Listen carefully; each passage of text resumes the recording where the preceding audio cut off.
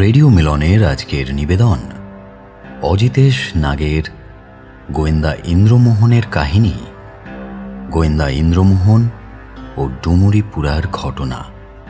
লেখক শ্রী অজিতেশ নাগকে জানাই আন্তরিক কৃতজ্ঞতা আমাদের এই প্রচেষ্টায় পাশে থাকার জন্য। গল্পটি ভালো লেগে থাকলে অবশ্যই লাইক এবং শেয়ার করবেন এবং আরও নতুন নতুন গল্প শোনার জন্য সাবস্ক্রাইব করতে ভুলবেন না আমাদের official YouTube channel radio Milan audio story. শুরু হচ্ছে অজিতেশ নাগের কাহিনী, গোয়েন্দা ইন্দ্রমোহন ও ডুমুরিপুরার ঘটনা। আজ প্রথম পর্ব।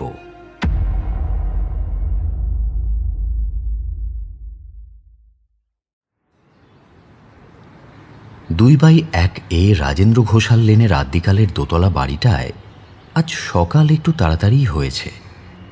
দোতলার বারান্দার টঙে রাখা প্রপিতামহের আমলের ঘড়িটায় ঢং ঢং করে 8টা বাজার আধ ঘন্টা আগেই নিশীথ জলখাবার বানিয়ে ইন্দ্রমোহনের সামনে রেখে দিয়েছে। ইন্দ্রমোহন সেগুলো দিব্যি চটজলদি সাবার করে ডেভিড বলদাচির দ্য ক্যামেল ক্লাব খুলে পড়তে বসে গেছেন। বইটা তিনি পড়তে শুরু করেছিলেন গতকাল রাতে ডিনার খাওয়ার পর।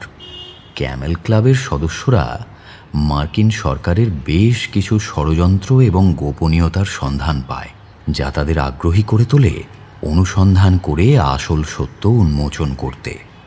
দারুণ বই, বেশ চাঞ্চল্যকর।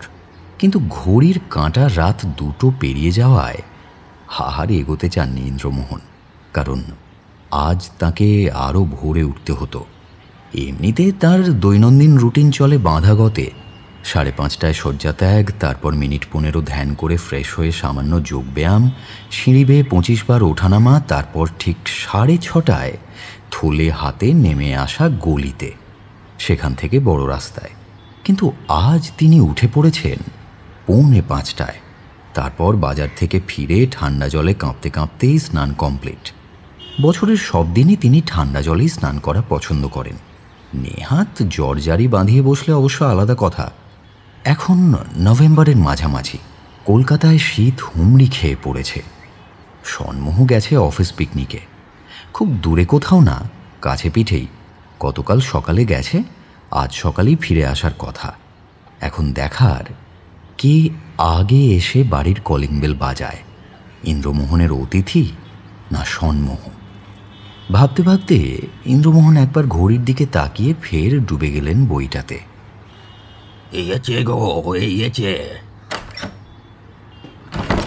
কেমন আছো নিশীথ কাকা? এই আছি আর কি। তুমি জলদি জলদি ফ্রেশ হয়ে নাও দেখি, লুচি ভাজছি। মার্ভেলাস। 1 কাপ কফিও দিও প্লিজ। কি হাওয়া দিচ্ছে বাইরে, রোদ তো বিলকুল নেই, এনাডেশন এত বেলাতেও কুয়াশা। যাক, অ্যাট লাস্ট কলকাতা লন্ডন হলো। Good morning Babi. Good morning. আজ এত তাড়াতাড়ি উঠে পড়েছো? আরে শোনো, দক্ষিণ কলকাতার দিকে কোনো একতলা বাড়ি পাওয়া যাবে? ফ্ল্যাট নয় কিন্তু। বাড়ি কে কিনবে? আমি। এই বাড়িটা বেচে দেবো। একটা দালাল দেখিস তো? মানে? পাগল হয়ে যাচ্ছি বুঝলি, জাস্ট পাগল হয়ে যাচ্ছি। আরে সকাল বিকেল কেউ না কেউ আসছেই। কারো বউ হারিয়ে গেছে, কারো কানের দুল, কারো মনে সন্দেহ ঘনাচ্ছে তার মেশোর মৃত্যু নাকি অস্বাভাবিক। তার দাহ কাজফাজ হয়ে যাবার পরে, হ্যাঁ, কাল বিকেলে এক হাইট কেস। একজন মহিলা এসে কেঁদে পড়লেন কি না তার মেয়ে হারিয়ে গেছে, নাম শ্যামলী, গায়ের রং ফর্সা, বয়স 5। বললাম পুলিশের কাছে যান, আমি কি করতে পারি। মিনিট 15 ধস্তাধস্তির পর কি জানলাম জানিস? শ্যামলী ওনার পোষা সারমে ওর নাম। সত্যি এসব হচ্ছে? এই সব তোর জন্য, তোর। আহা, রাগ করো না। আচ্ছা দাঁড়াও, আমাকে তাড়াতাড়ি এখন ফ্রেশ হতে হবে, বড্ড চেপেছে। বাই দ্য ওয়ে, আজ কি তুমি একটু সেজেছো নাকি আমি একটু বেশি বেশি দেখছি? মানে ওই স্লাইড একটু টাচ ফাচ। ওই শালটা মায়ের দেওয়া, তাই না?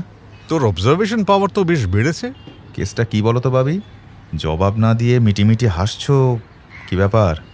আজ তো তোমার জন্মদিন নয়? ও কিছু না, অনেকদিন ধরেই ভাবছিলাম গায়ে দেব। আসলে আজ আমার এক বন্ধু আসছে রে, ভাবলাম সেই অকেশনে। তাই নাকি? তা বন্ধু না বান্ধবী? আরে বন্ধু বন্ধু, গুপি আসছে, গুপি। আমার থেকে 1 বছরের জুনিয়র, কাস্টমসের প্রিভেন্টিভ অফিসার। গুপি? এটাই ওনার নাম? না না না না, ওর নাম ওঙ্কারনাথ গায়েন। ওর টাইটেল গায়েন বলে আমরা গুপি বলে ডাকতাম। অবশ্য নিজেদের মধ্যে আর ওর চেহারাটাও অনেকটা তপিন চ্যাটার্জির মতো। কাল রাতে ফোন করেছিল। বছর 10 আগে একসঙ্গে বেশ কিছু বছর আমরা কাজ করেছি। 4 বছর আগে ও রোরকেল্লায় পোস্টেড হয়েছিল।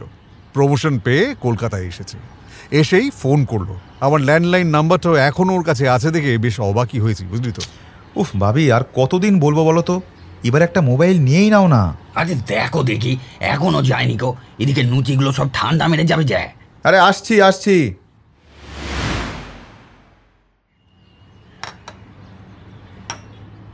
আচ্ছা, একটা কথা বল দেখি সোনু, 5 কান কেন বলা হয়?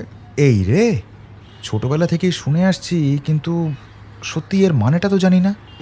তুমি জানো? 5 কান মানে হলো খবরটা 5 জনের মধ্যে ছড়িয়ে যাওয়া। অবশ্য 5 শব্দটা এখানে রূপক, 5-এর কম বেশিও হতে পারে। আচ্ছা, মানে খবরটার গোপন রইল না, তাই তো? তোমরা দুটোতেই কচু জানো। 5 কান মানে কি? হ্যাঁ, 5টা কান। 2 জন মানুষের 2টো করে 4টে কান, আর একজনের 1টি। মানে 2 জন মানুষ তোমার কথা এক কান দিয়ে শুনে অন্য কান দিয়ে বাইরে বের করে দেবে, কিন্তু একজন দেবে না, বুঝলে? বাহ, ক্যা বাত নিশিত কাকা, ক্যা বাত। আচ্ছা ভাবি, তুমি বলো তো, যে লোক বিছানায় শুয়ে শুয়ে বই পড়ে তাদের কি বলে? ও বাবা, আমি তো আধা শুয়ে বই পড়ি রে। যাই হোক, শুনি। লিব্রো কিউবিকুলারিস্ট। বাপরে, তার মানে বই পড়া নিয়ে আরো অনেক শব্দ আছে নিশ্চয়ই অভিধানে। সন্মোহ জবাবে কিছু একটা বলতে যাচ্ছিল, এমন সময় বাইরের থেকে কুকুরের সম্মিলিত চিৎকার চেঁচামেচি কানে এলো তার। গলিতে 4-5টা কুকুর শুয়ে বসে থাকে সারাদিন, রাতের বেলাও। অপরিচিত কাউকে দেখলে প্রবল চেঁচামেচি জুড়ে দেয়। নিশীথ ওদেরকে মাঝে মধ্যে খেতে টেতে দেয়। এরা কারণে অকারণে চেঁচামেচি করে ঠিকই, তবে একটা সুবিধে আছে। পিঠে ব্যাগধারী সেলসম্যান বা কাগজ কুড়ুনি টাইপের লোকজন এই গলিতে ঢুকতে ভয় পায়। অবশ্য কুকুরগুলো কামড়ায় না, তবে ভদ্র পোশাক পরিহিত মানুষজনদের ওরা আবার একটু সমঝে চলে। খানিক গায়ের গন্ধ শুঁকেই পথ ছেড়ে দেয়। তার মানে সম্ভবত আবার অবাঞ্ছিত কেউ ঢুকে পড়েছে গলিতে। মনে হচ্ছে অন্য পাড়ার কুকুর ঢুকে পড়েছে। কেমন ভারী ভারী ডাক শুনতে পাচ্ছ? হ্যাঁ, কিন্তু ওই ডাক তো পাড়ার দেশি কুকুরের নয়। তবে কি এই পাড়ায় কেউ হাউন্ড বা বুলডগ পুষতে শুরু করলো নাকি?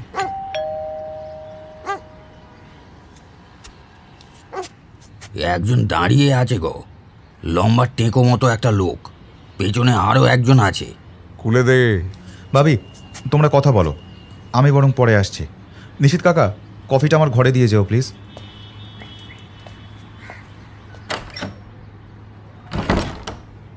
দরজা খুলে দিয়ে নিশীথ লুচির থালা নিয়ে দোতলায় চলে গেল।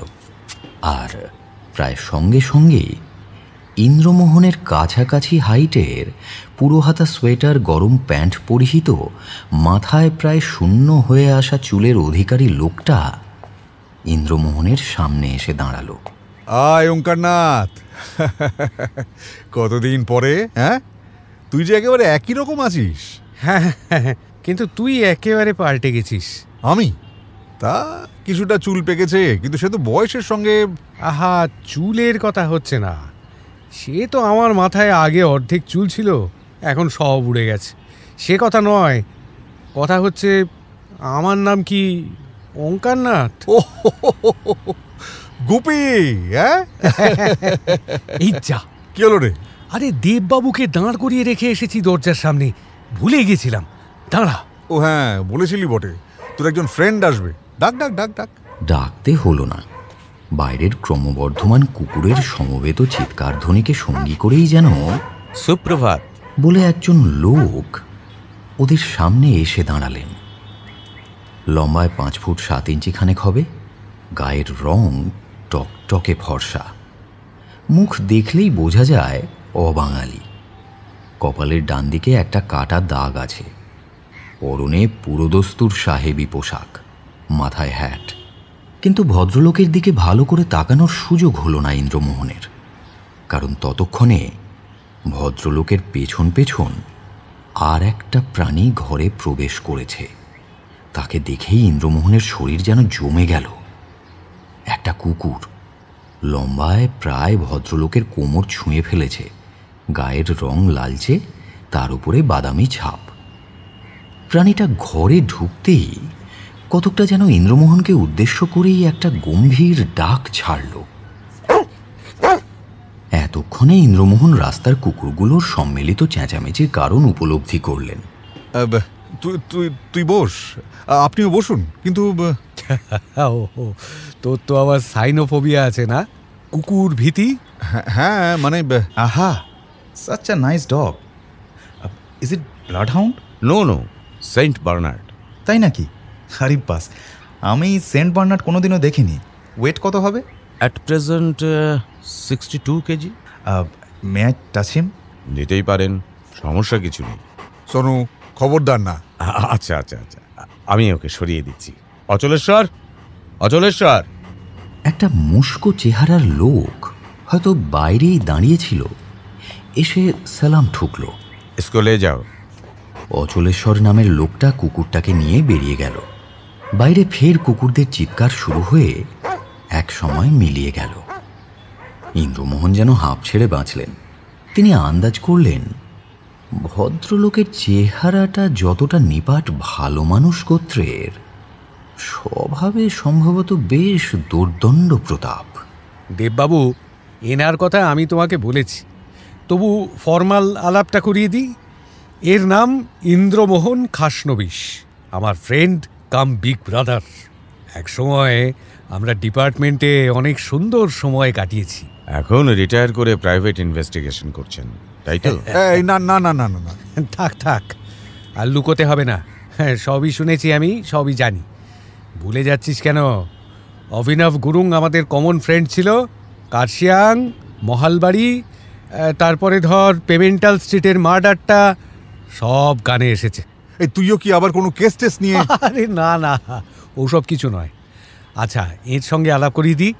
একে আমি ডাকি দেববাবু নামে, কারণ এর পুরো নামটা শুনলে তুইও দেববাবু নামেই ডাকতে পছন্দ করবি। নমস্কার, আমার নাম ভুজঙ্গ দেব গোস্বামী। তাও পুরোটা বলেনি। এর নাম মহারানা ভুজঙ্গ সুন্দর দেব গোস্বামী। মহারানা? মানে আপনার কি কোনো এস্টেট আছে নাকি? আগে সব কিছুই ছিল, রাজত্ব ছিল, রাজাও ছিলাম আমরা। তারপর যা হয়, এক সময় সব গেছে। হ্যাঁ, রাজত্ব গেলেও রাজা ফিলিংসটা কিন্তু এখনো আছে। এখনো ডুমরিপুরার প্রত্যেকটা বাচ্চা বুড়ো এদের পরিবারকে রাজ পরিবার বলেই সম্মান দেয়, বুঝলি? ডুমরিপুরা? সেটা কোথায়? আমি একবারই গিয়েছিলাম। উড়িষ্যার কোরাপুট জেলার উত্তরে, এই ধর মাইল 5 যেতে হবে। ওখানেই ছোট ছোট পাহাড় আছে, জঙ্গল আছে। পাহাড়ের উপর থেকে নেমে এসেছে হিলং নদীর ঝর্ণা। এই হিলং নদীর নামেই ঝর্ণার নাম, বুঝলি? সব মিলিয়ে ডুমরিপুরা ইজ ভেরি ফ্যান্টাস্টিক প্লেস। খুব পলিউশন ফ্রি এরিয়া, তাই বলে খুব একটা ছোট জায়গা নয়। লোক বসতি ভালোই, স্কুল আছে, হাসপাতাল আছে, কারখানা আছে, আর তার মাঝেই এই দেববাবুদের প্রাসাদ। আরে প্রাসাদ নয়, মানে মোটামুটি ওই আর কি। বাহ, তবে তো খাসা জায়গা। লোকে অযথাই বিলেত ফিলেত যায়। আমাদের দেশেই দেখবার এত জায়গা আছে যে সারা জীবন ঘুরে দেখেও শেষ করতে পারা যাবে না। তারপর তোর কাজকর্ম কেমন চলছে? আর কাজকর্ম, general cargo, facilitation, import export, goods and service tax, central excise, এই সব নিয়ে জেরবার হয়ে যাচ্ছি। সবই তো জানিস। তবু ভাগ্য ভালো, কলকাতায় ট্রান্সফারটা হয়ে গেল। খালি নারকেল তেলে ভাজা খাবার আর ধোসা ইডলি খেয়ে খেয়ে জিভ খসে যাওয়ার জোগাড় হয়েছিল রে। তোর রিটায়ার্ড লাইফ কেমন কাটছে বল? ভালো, প্রচুর বই পড়ছি, খাচ্ছি, দাচ্ছি। তো মহারানার সঙ্গে তোর আলাপটা হলো কি করে? হো, সে এক মজার কাহিনী, আর একদিন বলবো খন। এয়ারপোর্টেই আলাপ। তো কাজ মিটে গেল, কিন্তু এনার আতিথেয়তার কারণেই সম্পর্কটা রয়ে গেল। তা তুই আজকাল করছিস কি? নতুন কোনো কেস ফেস নিয়ে ফেঁসে আছিস নাকি? দূর, আমি কি গোয়েন্দা নাকি? আমার সম্পর্কে যা শুনেছিস all nothing but coincidental problems. বুঝলাম, মানে দাঁড়ালো ঘরে বসে বসে রাজ্যের বই পড়া ছেড়ে বাকি কাজ বলতে ভেরেন্ডা ফ্রাই, তাই তো? হ্যাঁ, ধরে নে তাই। তাহলে চল। কোথায়? ডুমরিপুরায় চল, ঘুরে আসি। আমার নতুন দায়িত্ব বুঝে নিতে এখনো দিন 20 বাকি আছে। কলকাতায় দেবের একটা কাজ ছিল, তাই ও এসেছিল, এবার ফিরে যাবে। ও, তা কাজ বলতে কি কেস কাবারি, কোর্টের চক্কর? আপনি জানলেন কি করে? নর্মাল ব্যাপার। এই দেশের যত বড় বড় এলিট ফ্যামিলি, তাদের তত বড় বড় সমস্যা। বেশিরভাগই জমি জায়গা, সম্পত্তির অধিকার, শরিকি মামলা, এই সব নিয়ে। তা না হলে অত সুন্দর জায়গা ছেড়ে শখ করে কেউ কলকাতার ধোঁয়াধুলো খেতে আসবে না। তাই গেস করলাম। ধরেছিস ঠিক। অ্যাডভোকেট আছে, কিন্তু ডেট পড়লে ক্লায়েন্টকে তো আসতেই হয়। তো এবারকার মতো কাজ মিটিয়ে কাল বাদে পরশু ফিরে যাচ্ছে ও। আমি ওঙ্কারকে নিয়ে যাচ্ছি। যতদিন না ও নতুন রেসপন্সিবিলিটি টেক ওভার করছে, ততদিন আমার কাছে থাকুক। আপনার কাছেও আমি একটা কার্ডিয়াল রিকোয়েস্ট রাখছি ইন্দ্রবাবু, ওঙ্কারের সঙ্গে আপনিও চলুন, দেখবেন আপনার ভালো লাগবে। ওয়েট ওয়েট ওয়েট ইন্দ্র, পাড়ায় কোথাও লুচি ভাজা হচ্ছে নাকি রে? কেমন একটা বলতে বলতেই দোতলা থেকে নিশীথের অবতরণ। তার হাতের ট্রেতে ধরা 2 প্লেটে লুচি আর আলু ভাজার বাটি। তুই দেখছি আমাকে কাঁদিয়ে ছাড়বি ইন্দ্র। হা হা, কতদিন বাদে লুচি। কেনে কেনে। আচ্ছা, আপনার কোনো দুর্ঘটনা ঘটেছিল রিসেন্ট পাস্টে? আপনি কি করে জানলেন? আশ্চর্য আপনার চোখ মশাই। তাই তো, আমিও তো খেয়াল করিনি। তোমার আঙুলে কি হলো দেববাবু? ইন্দ্রমোহন অবশ্য ভদ্রলোক চেয়ারে এসে বসার পরেই ব্যাপারটা লক্ষ্য করেছিল। ভুজঙ্গ সুন্দর দেবের বাঁ হাতের বুড়ো আর তর্জনী 2 আঙুলই নেই। একটা অ্যাক্সিডেন্ট, স্নেক বাইট। প্রথমে ইনফেকশন, তারপরে ঘায়ের চিহ্ন ফুটে উঠেছিল। ফর সেফটি রিজন ডক্টর 2 আঙুলি বাদ দিয়ে দিলেন। লাকিলি লেফট হ্যান্ড, রাইট হ্যান্ডে হলে বেশ সমস্যায় পড়তাম। কিন্তু আপনার জবাব এখনো পেলাম না ইন্দ্রবাবু। আপনি আসছেন আমাদের সঙ্গে? কিন্তু আহা, চিন্তা করছেন কেন? ডুমরিপুরায় 2-5 দিন থাকুন, যদি ভালো না লাগে তো ওয়াপস চলে আসবেন। আপনাদের যাওয়া আসার সব রেসপন্সিবিলিটি আমার। আরে চল চল, কটা দিন ছুটিয়ে আড্ডা মেরে আসি। আরে তোর সঙ্গে প্রচুর গল্প বাকি আছে। আর একবার ডুমরিপুরায় পৌঁছে গেলে you will be in cloud 9। মিথ্যে কথা বলছি না রে। কিরে সোনু, যাবি নাকি? না গো বাপি, ডিসেম্বরে তুমি, আমি আর নিশীথ কাকা ডুয়ার্স যাবো তো, তার জন্য অ্যাপ্লিকেশন ছেড়ে বসে আছি। এখন আর ছুটি দেবে না, তুমি বরং ঘুরে এসো।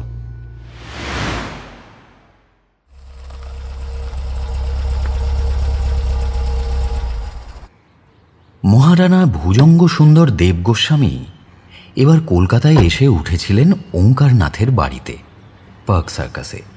সাধারণত তিনি দলবল নিয়ে হোটেলেই ওঠেন, কিন্তু ওঙ্কারনাথ কলকাতায় ট্রান্সফার নিয়ে আসার পরে বন্ধুকে আর অন্য কোনো জায়গায় থাকতে দেননি। ওঙ্কারনাথকে অফিস থেকে কোয়ার্টার অ্যালট করা হয়েছিল, কিন্তু এখানে আসার আগেই রাজারহাটের দিকে গড়ে ওঠা অসংখ্য কমপ্লেক্সের ভেতরের একটা ফ্ল্যাট কিনে নিয়েছিল ওঙ্কারনাথ। কারণ সে জানত অবসর গ্রহণের আগে এটাই তার লাস্ট ট্রান্সফার। এমনিতে ওঙ্কারনাথের নিজের বলতে কেউ নেই, বাবা মা মারা গেছেন অনেক বছর আগে, আর বিয়ে না করার সুবাদে পরিবার বলতেও তেমন কেউ নেই। এক দুঃসম্পর্কের বোন আছেন মাদারিহাটে। অবশ্য মহারানা শুধু নিজেই তাঁর ইতালিয়ান সেন্ট বার্নার্ডকে নিয়ে আতিথ্য গ্রহণ করেছিলেন ওঙ্কারনাথের ফ্ল্যাটে। তাঁর সঙ্গী সাথীরা আশ্রয় নিয়েছিল কাছের একটা হোটেলে। ইন্দ্রমোহনকে রাজারহাটের সেই কমপ্লেক্সে আসতে বলা হয়েছিল ঠিক সকাল 9টার মধ্যে। ইন্দ্রমোহন 9টা বাজতে 5 মিনিট আগে কমপ্লেক্সের সিংহদুয়ার দিয়ে প্রবেশ করে নির্দিষ্ট বিল্ডিংয়ের নিচে এসে দেখলেন রানা বাহাদুর ইতিমধ্যেই নেমে এসে সামনের চৌহদ্দিতে হাঁটাহাঁটি করতে করতে পাইপ টানছেন। ইন্দ্রমোহনের ভ্রু কুঁচকে গেল। এই ধূমপান ব্যাপারটাকে তিনি কিছুতেই বরদাস্ত করতে পারেন না। দেখলেন ভদ্রলোকের সামনে 3-4টে বড় বড় লাগেজ। অবাকই হলেন, এত লটবহর নিয়ে আসতে হলো কেন? তবে রানা বাহাদুর বলে কথা, হয়তো কোর্ট কেসের কাগজপত্রটত্র রয়েছে, হয়তো তিনি প্রতি 3-4 ঘন্টায় ড্রেস চেঞ্জ করেন। রাজা রাজরার ব্যাপার বলে কথা। Good morning Indrababu, you are very punctual. Good, very good. আমি বরাবরই টাইম মেনটেন করে কাজ করতে ভালোবাসি। ওঙ্কারনাথ কোথায়? ওকে দেখছি না। ওঙ্কার আর বদলানোর, ও সবই ভালো, বাট ইন্দ্রমোহন বুঝলেন ওঙ্কারনাথ এখনো রেডি হয়নি, তাই রানা বাহাদুর অস্থির হয়ে পদচারণা করছেন। কিন্তু এখন কি করবেন তিনি? প্রায় অপরিচিত একটা লোকের সামনে সঙ্গের মতো দাঁড়িয়ে থাকা খুব মুশকিল। আমিও পাংচুয়াল পার্সন পছন্দ করি। মনে হচ্ছে ডুমরিপুরায় আমার দিনগুলো বেশ কেটে যাবে। তবে আমি কিন্তু 1 সপ্তাহের বেশি থাকতে পারবো না। ইন্দ্রমোহন শুনেছিলেন সেকালের পুরুষ মানুষদের উদাত্ত হাসিতে কার্নিশে বসে থাকা পায়রার দল নাকি উড়ে যেত। এখানে অবশ্য খোলা আকাশ, তবে পায়রা বা নিদেন পক্ষে কাক পক্ষী থাকলে নির্ঘাত উড়েই যেত। রাজকীয় হাসি বোধহয় একেই বলে। শুধু ভদ্রলোক যদি ধূমপানটা না করতেন। এই অভ্যেসটা ছাড়তে পারেন না রানা বাহাদুর? পাইপ, হ্যাঁ পারি বই কি, কিন্তু জানি না how could I make you understand. এটা আমাদের বংশগত, ছাড়তে চাইলেও ছাড়া যায় না। স্টেটাস সিম্বল বলতে চান? এক্স্যাক্টলি। তাহলে ওয়াইন? সে তো বটেই। আপনি ধূমপান করেন না? না, ধূম্র বা মদ্য কোনোটাতেই আমি কোনোদিন অভ্যস্ত করে তুলতে পারিনি নিজেকে। ও, তাহলে গাড়িতে তো আপনার প্রবলেম হয়ে যাবে। ওকে, আপনি এক কাজ করবেন, আপনি গাড়ির ফ্রন্ট সিটে বসবেন আর আমি পেছনের সিটে ডান দিকে, তাহলে হবে তো? না হয়ে আর উপায় কি আছে? রাজা রাজরার ব্যাপার, এদের নাকি খুব মুড সুইং করে। হয়তো মেজাজ হারিয়ে তাকে মাঝ রাস্তাতেই নামিয়ে দিলেন। কিন্তু এই ঠান্ডার সময় জানালা খুলে গোটা রাস্তাটা যাওয়া কি খুব একটা বুদ্ধিমানের কাজ হবে? আর যদি গোটা রাস্তায় রানা বাহাদুর মদ্যপান করতে করতে যান, তবে তার উৎকট গন্ধটাকেও সহ্য করতে হবে। একবার তিনি ভাবলেন ফিরেই যাবেন, কিন্তু তাহলে ওঙ্কারনাথের ফেস লস হবে। তাছাড়া ওঙ্কারনাথ নিজে তো আর ধূমপান করেন না, সমস্যা হলে তাঁরও হওয়ার কথা। মনে মনে নিজেকে প্রস্তুত করলেন ইন্দ্রমোহন, যা হবে দেখা যাবে। তবে ইন্দ্রমোহন যা আশা করেছিলেন, পুরো রাস্তায় তেমন কোনো সমস্যা হলো না। হয়তো রানা বাহাদুর তাঁর পাশে বসা ওঙ্কারনাথ আর সামনে বসা ইন্দ্রমোহনের অসুবিধে হবে এটা মনে করেই গাড়ির ভেতরে ধূমপান করেননি। মাঝে অবশ্য বেশ কয়েকবার গাড়ি দাঁড় করাতে হয়েছিল, প্রধানত সঙ্গে আনা প্রচুর খাবার দাবার, চা আর ফলের রস ক্ষুধার্ত উদার সমূহে চালান করার জন্য এবং প্রাকৃতিকটাকে সাড়া দেওয়ার জন্যই। সেই সময় অবশ্য ইন্দ্রমোহন রানা বাহাদুরকে পাইপ ধরাতে দেখেছিলেন, তবে যাত্রার বেশ কিছু অংশে তিনি পাইপটা অনেকটা শার্লক হোমস স্টাইলে মুখেই ঝুলিয়ে রেখেছিলেন। তবে সামনের সিটে বসেও যে মধুর মুদির গন্ধটা ইন্দ্রমোহনের নাককে ছুঁয়ে যাচ্ছিল, তাতে টের পাওয়া যাচ্ছিল রানা বাহাদুর মাঝে মধ্যেই গলা ভিজিয়ে নিচ্ছেন। যদিও তার প্রভাব রানা বাহাদুরের কথাবার্তায় ধরা পড়ছিল না এক ফোঁটাও। কলকাতা থেকে কোরাপুট অবধি যাত্রাপথে জানালার বাইরের দিকে তাকিয়ে তেমন কিছু দেখার জিনিস না থাকায় ইন্দ্রমোহন বই পড়ছিলেন। মাঝে ওঙ্কারনাথের মোবাইল চেয়ে নিয়ে একবার সন্মুখকে আরেকবার নিশীথকে ফোন করেছেন। ওঙ্কারনাথ ইন্দ্রমোহনের মোবাইল ব্যবহার না করা নিয়ে ভুজঙ্গ সুন্দর রানা বাহাদুরকে বলতেই তিনি অবাক হয়ে গেলেন। Is it? তাহলে কন্ট্যাক্ট নাম্বারগুলো আপনি লিখে রাখেন কোথায়? ওর ফটোগ্রাফিক মেমোরি দেববাবু, সব মাথায় লেখা থাকে, শুধু নাম্বার নয়, কোনো মানুষকে একবার ভালো করে দেখলে। তুই থাম গুপি, ওসব কিছু নয় দেববাবু। আমার বাবার ছিল ফটোগ্রাফিক মেমোরি, তার থেকে আমি যৎসামান্য পেয়েছি মাত্র, জিনবাহিত হয়ে। আমার কোনো ক্রেডিট নেই। আবারও ভুজঙ্গ সুন্দর দেব বিস্ময়সূচক একটি শব্দ বের করেছিলেন মুখ থেকে, আর ইন্দ্রমোহন আবার ডুবে গিয়েছিলেন বইয়ে। বই পড়ার অবশ্য আরও একটা কারণ ছিল, পেটে ভালো মন্দ এসে পড়ায় যাত্রাপথের একঘেয়েমিতে তার তন্দ্রা মতো এসে যাচ্ছিল, কিন্তু ড্রাইভারের পাশে বসে ঘুমোনো অনুচিত বলে তিনি দ্য ক্যামেল ক্লাব খুলে ফেলেছিলেন এবং অচিরেই তাতে ডুবে গিয়েছিলেন। ঘোর কাটল রানা বাহাদুরের গলার আওয়াজে। একবার কিতাব থেকে চোখ তুলে দেখুন ইন্দরবাবু। তাকিয়ে ইন্দ্রমোহন যা দেখলেন তাতে চোখ একেবারে আটকে গেল। তারা এখন যে রাস্তাটা ধরে চলেছেন তার দুদিকেই সবুজ ঢাল নেমে গেছে অনেকটা দূর অবধি। যতদূর চোখ যায় শুধু সবুজ আর সবুজ। সেই ঢাল আবার কয়েক কিলোমিটার গিয়ে ওপরের দিকে উঠে গেছে। দূরে দেখা যাচ্ছে সাদা মেঘে শীর্ষদেশ ঢাকা পাহাড়। কাঁচটা নামানো যায়? হ্যাঁ, নামা না, তবে বেশি নামাসনি বাপু, আমি আবার উলের টুপিটা ব্যাগে রেখে দিয়েছি। ইন্দ্রমোহন হেসে কাঁচটা সামান্য নামালেন এবং টের পেলেন এতক্ষণ তিনি যে একটা নাতিশীতোষ্ণ পরিবেশে ভ্রমণ করছিলেন সেটা এই গাড়ির আভ্যন্তরীণ কলকবজাজনিত কারসাজিতেই। মুহূর্তে মনে হলো তার কান দুটো যেন জমে গেল, কিন্তু তিনি সহ্য করলেন। তার অভিজ্ঞতা বলে পরিবেশের সঙ্গে নিজেকে সইয়ে নিতে হলে একটু অপেক্ষা করতেই হয়। আহা, কি দৃশ্য! তিনি আরও লক্ষ্য করলেন রাস্তার ধার থেকেই নেমে যাওয়া সবুজ ঢাল বহু নিচে নেমে গিয়ে যে সমতল ভূমির সৃষ্টি করেছে তার কাছাকাছি কিছু খুদে খুদে ঘর বাড়ির চিহ্ন। আরও একটা ব্যাপার খেয়াল করে অবাক হলেন, সেই সবুজ ঢালের মাঝে মধ্যেই কোনো দানবীয় 5 আঙুলের স্পর্শে সুন্দর আলপনার সৃষ্টি হয়েছে। তার কথা বলার ইচ্ছে হারিয়ে গিয়েছিল। সামনের দিকে তাকালেন তিনি। গাড়ির গতি এখন অনেক কমে গেছে। বুঝলেন একটু পরেই ধূসর কালো রাস্তা নেমে এমন মারাত্মক বাঁক নিয়েছে যে দক্ষ আর অভিজ্ঞ ড্রাইভার না হলে ঢালে গড়িয়ে যাওয়া শুধু সময়ের অপেক্ষা। শুধু নেমে যাওয়া ঢাল নয়, কখনো কখনো রাস্তার দুপাশে খাড়া উঠে যাওয়া পাহাড়ও দেখতে পেলেন তিনি। ইন্দ্রমোহন কাঁচ তুলে দিলেন। বুঝলেন গাড়ি এবার নিচের দিকে নামতে শুরু করেছে। ইন্দ্র, ডান দিকে তাকিয়ে দেখ। ইন্দ্রমোহন দেখলেন, চোখের আন্দাজে মনে হলো খুব বেশি দূরে নয় ওই পাহাড় চিরে নেমে আসা সাদা রঙের ঝর্ণাটা অনেকটা উঁচু থেকে নিচে লাফিয়ে পড়েছে যেন। ওই ঝর্ণাটার নাম আছে হিলং। ওটার একদম নিচেই আছে হিলং রিভার। রিভারের নামেই ঝর্ণার নাম আছে। বাহ, খুব সুন্দর ঝর্ণা। নদীটাও নিশ্চয়ই সুন্দর হবে। সুন্দর, বাট ফেরোসাস। ফেরোসাস কেন?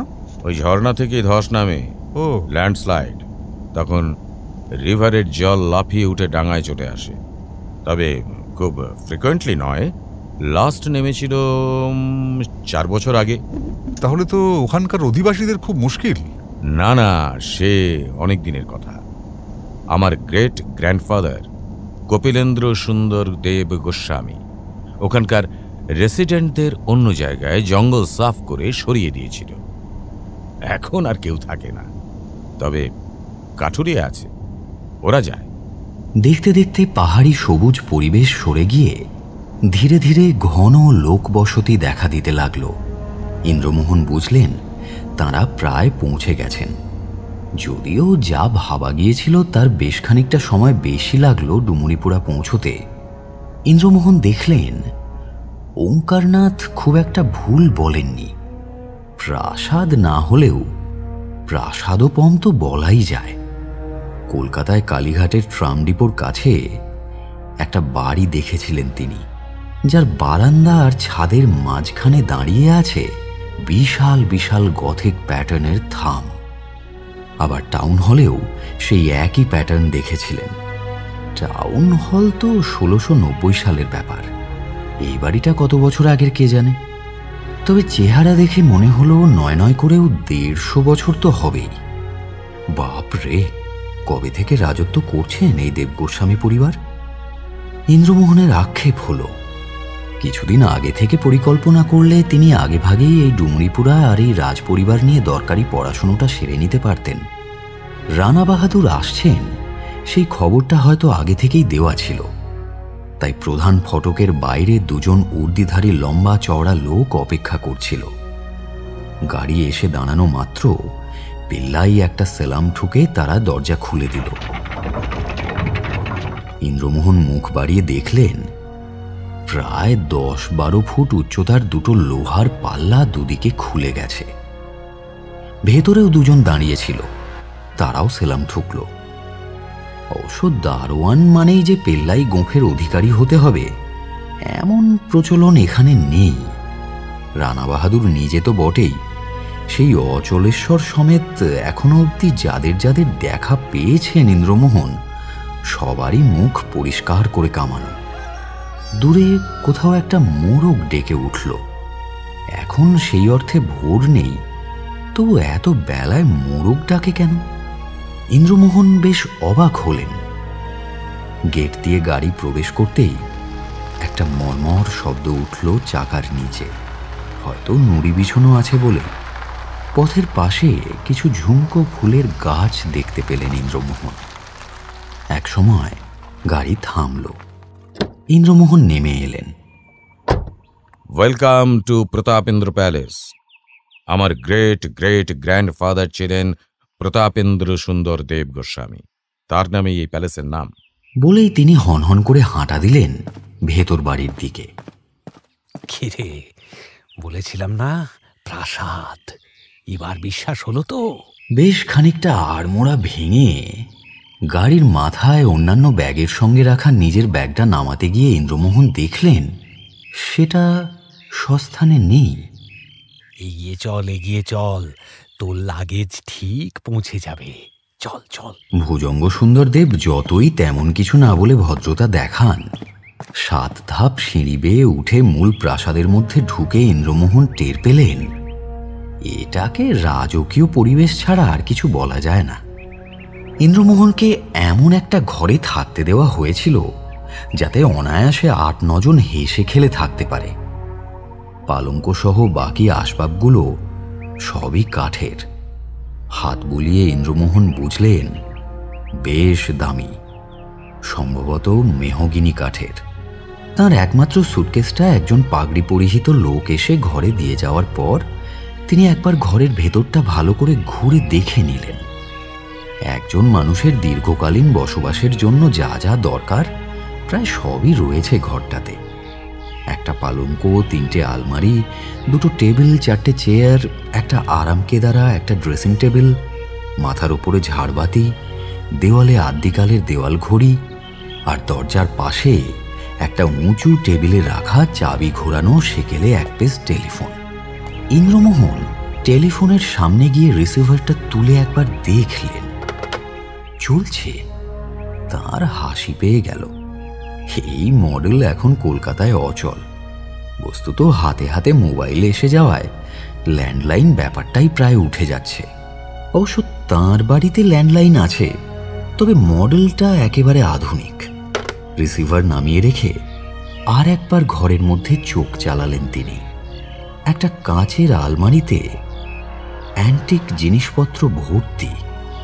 রত্নখচিত হাতি, ঘোড়া, রূপোর চামচ, হাতির দাঁতের ছাইদান, টেবিল ঘড়ি, নানান কারুকার্য শোভিত জিনিসে আলমারিটা একেবারে ঠাসা। তারপরেই নজরে এলো ঘরের এক কোণে একটা নিচু টেবিলের ওপরে একটা দাবার বোর্ড সাজানো। ক্যা বাত!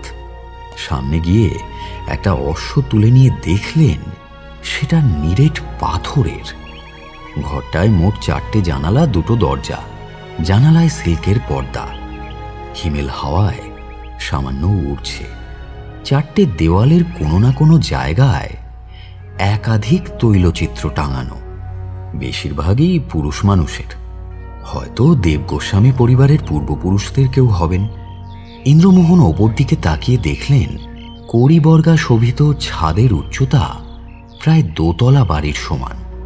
তার খাঁজে খাঁজে বাহারি রঙিন নকশা আর আলো। রানা বাহাদুরের পছন্দ আছে।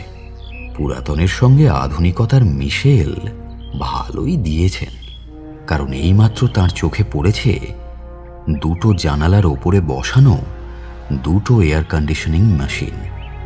ইন্দ্রমোহন ভাবলেন, এই ঘর যদি অতিথিদের থাকার জন্য বরাদ্দ হয়, তবে রানা বাহাদুরের নিজের কক্ষ না জানি কি আলিশান হবে। নিশ্চয়ই ওঙ্কারনাথের জন্য তার মতোই ব্যবস্থা বহাল হয়েছে। সে কি তার পাশের ঘরেই আছে? ইন্দ্রমোহন দেওয়াল ঘড়িটার দিকে একবার তাকালেন, আর তক্ষুনি ঢং ঢং করে 7টা বেজে উঠল। উল্টো দিকের দরজাটা খুলে বারান্দায় এলেন তিনি। পরনের ফুল স্লিভ সোয়েটারের ভেতর দিয়ে ঠান্ডা হাওয়া ঢুকে বুকের পাঁজরায় কাঁপন ধরিয়ে দিচ্ছে।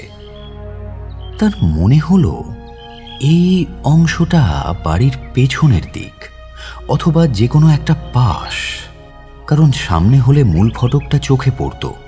বহু দূরে যতদূর দেখা যায় সবটাই সবুজ উপত্যকার ক্যানভাস। আচমকা দেখলে মনে হয় এই নির্জন উপত্যকায় এই বাড়িটা ছাড়া আর কিচ্ছু নেই। কিন্তু তা তো হতে পারে না। ওঙ্কারনাথ বলেছিলেন এখানে লোক বসতি নাকি ভালোই, হাসপাতাল, স্কুল সবই নাকি আছে। হয়তো সেটা বাড়ির অন্যদিকে, সেসব পরে দেখা যাবে ক্ষণ। আপাতত ফ্রেশ না হলেই নয়। এই সময় পেছনে ওঙ্কারনাথের গলা পেলেন তিনি। কিরে, এখনো রেডি হসনি? আরে ব্রেকফাস্ট আসছে তো। তোর কথাই ভাবছিলাম। এই বস বস, টয়লেটের কাজটা সেরেই আসছি। তুই আছিস কোথায়?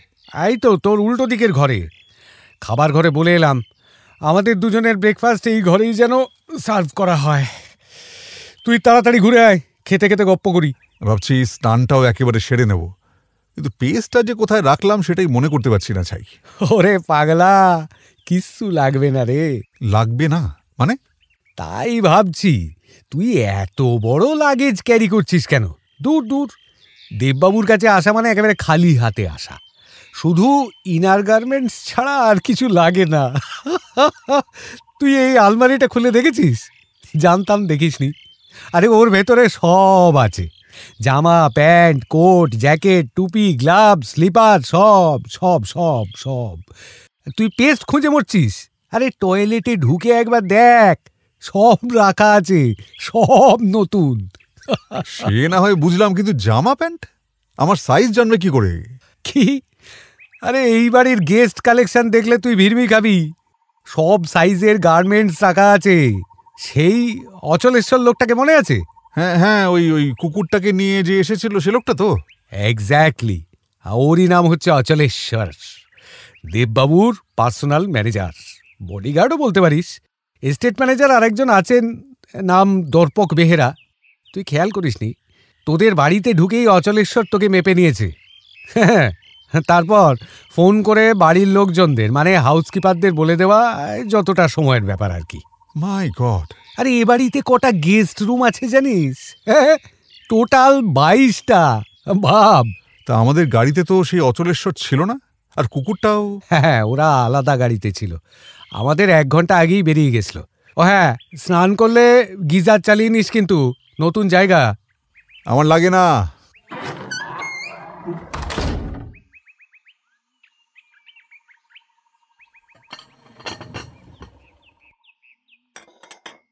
আজ বিকেলে দেবমহলে পার্টি আছে তো। দেবমহল মানে? আর কিসের পার্টি? আরে এই প্রতাপেন্দ্র প্যালেসে একটা বিশাল বড় হল ঘর আছে, বুঝলি? One type of banquet. তো সেখানে ফার্স্ট অ্যানিভার্সারি উপলক্ষে পার্টি থ্রো করেছেন দেববাবু। ফার্স্ট অ্যানিভার্সারি মানে? ওনার বয়স তো কম নয় সেরকম। সেকেন্ড ওয়াইফ, প্রথম পক্ষের স্ত্রী মারা গেছেন। আচ্ছা, তুই দেখেছিস ওনার প্রেজেন্ট ওয়াইফকে? হ্যাঁ, আগের বার দেখেছি। দেববাবুর বার্থডেতে যখন ইনভাইটেড হয়ে এসেছিলাম তখনই দেখেছিলাম এক ঝলক। শুনেছি ওনার নাম মঞ্জুরি, মঞ্জুরি দেব গোস্বামী। আগের স্ত্রী ছিলেন রেবতী দেব গোস্বামী। হ্যাঁ, তিনিও নাকি সুন্দরী ছিলেন। তবে এবার যাকে... ভেতরে আসতে পারি বন্ধু? আরে এসো এসো এসো বন্ধু। বোঝাই যাচ্ছে ফ্রেশ হয়ে রানা বাহাদুর পোশাক বদলে নিয়েছেন। এখন পরনে চোস্ত পায়জামা আর কুর্তা, তার ওপর হাফাতা জ্যাকেট, পায়ে পা ঢাকা স্লিপার। বসুন। Thank you. যে জন্য আপনাদের বিরক্ত করলাম সেটা আগে বলে নি। আজ সন্ধেবেলা দেবমহলে পার্টি আছে ইন্দারবাবু, আপনি আর ওঙ্কার অবশ্যই আসবেন।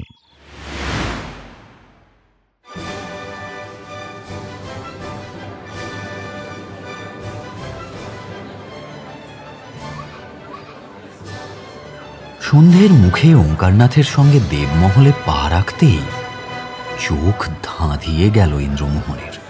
এতদিন সিনেমা টিনেমাতেই এইরকম ঝাঁ চকচকে সেট তিনি দেখে এসেছেন, বাস্তবেও তাহলে হয়?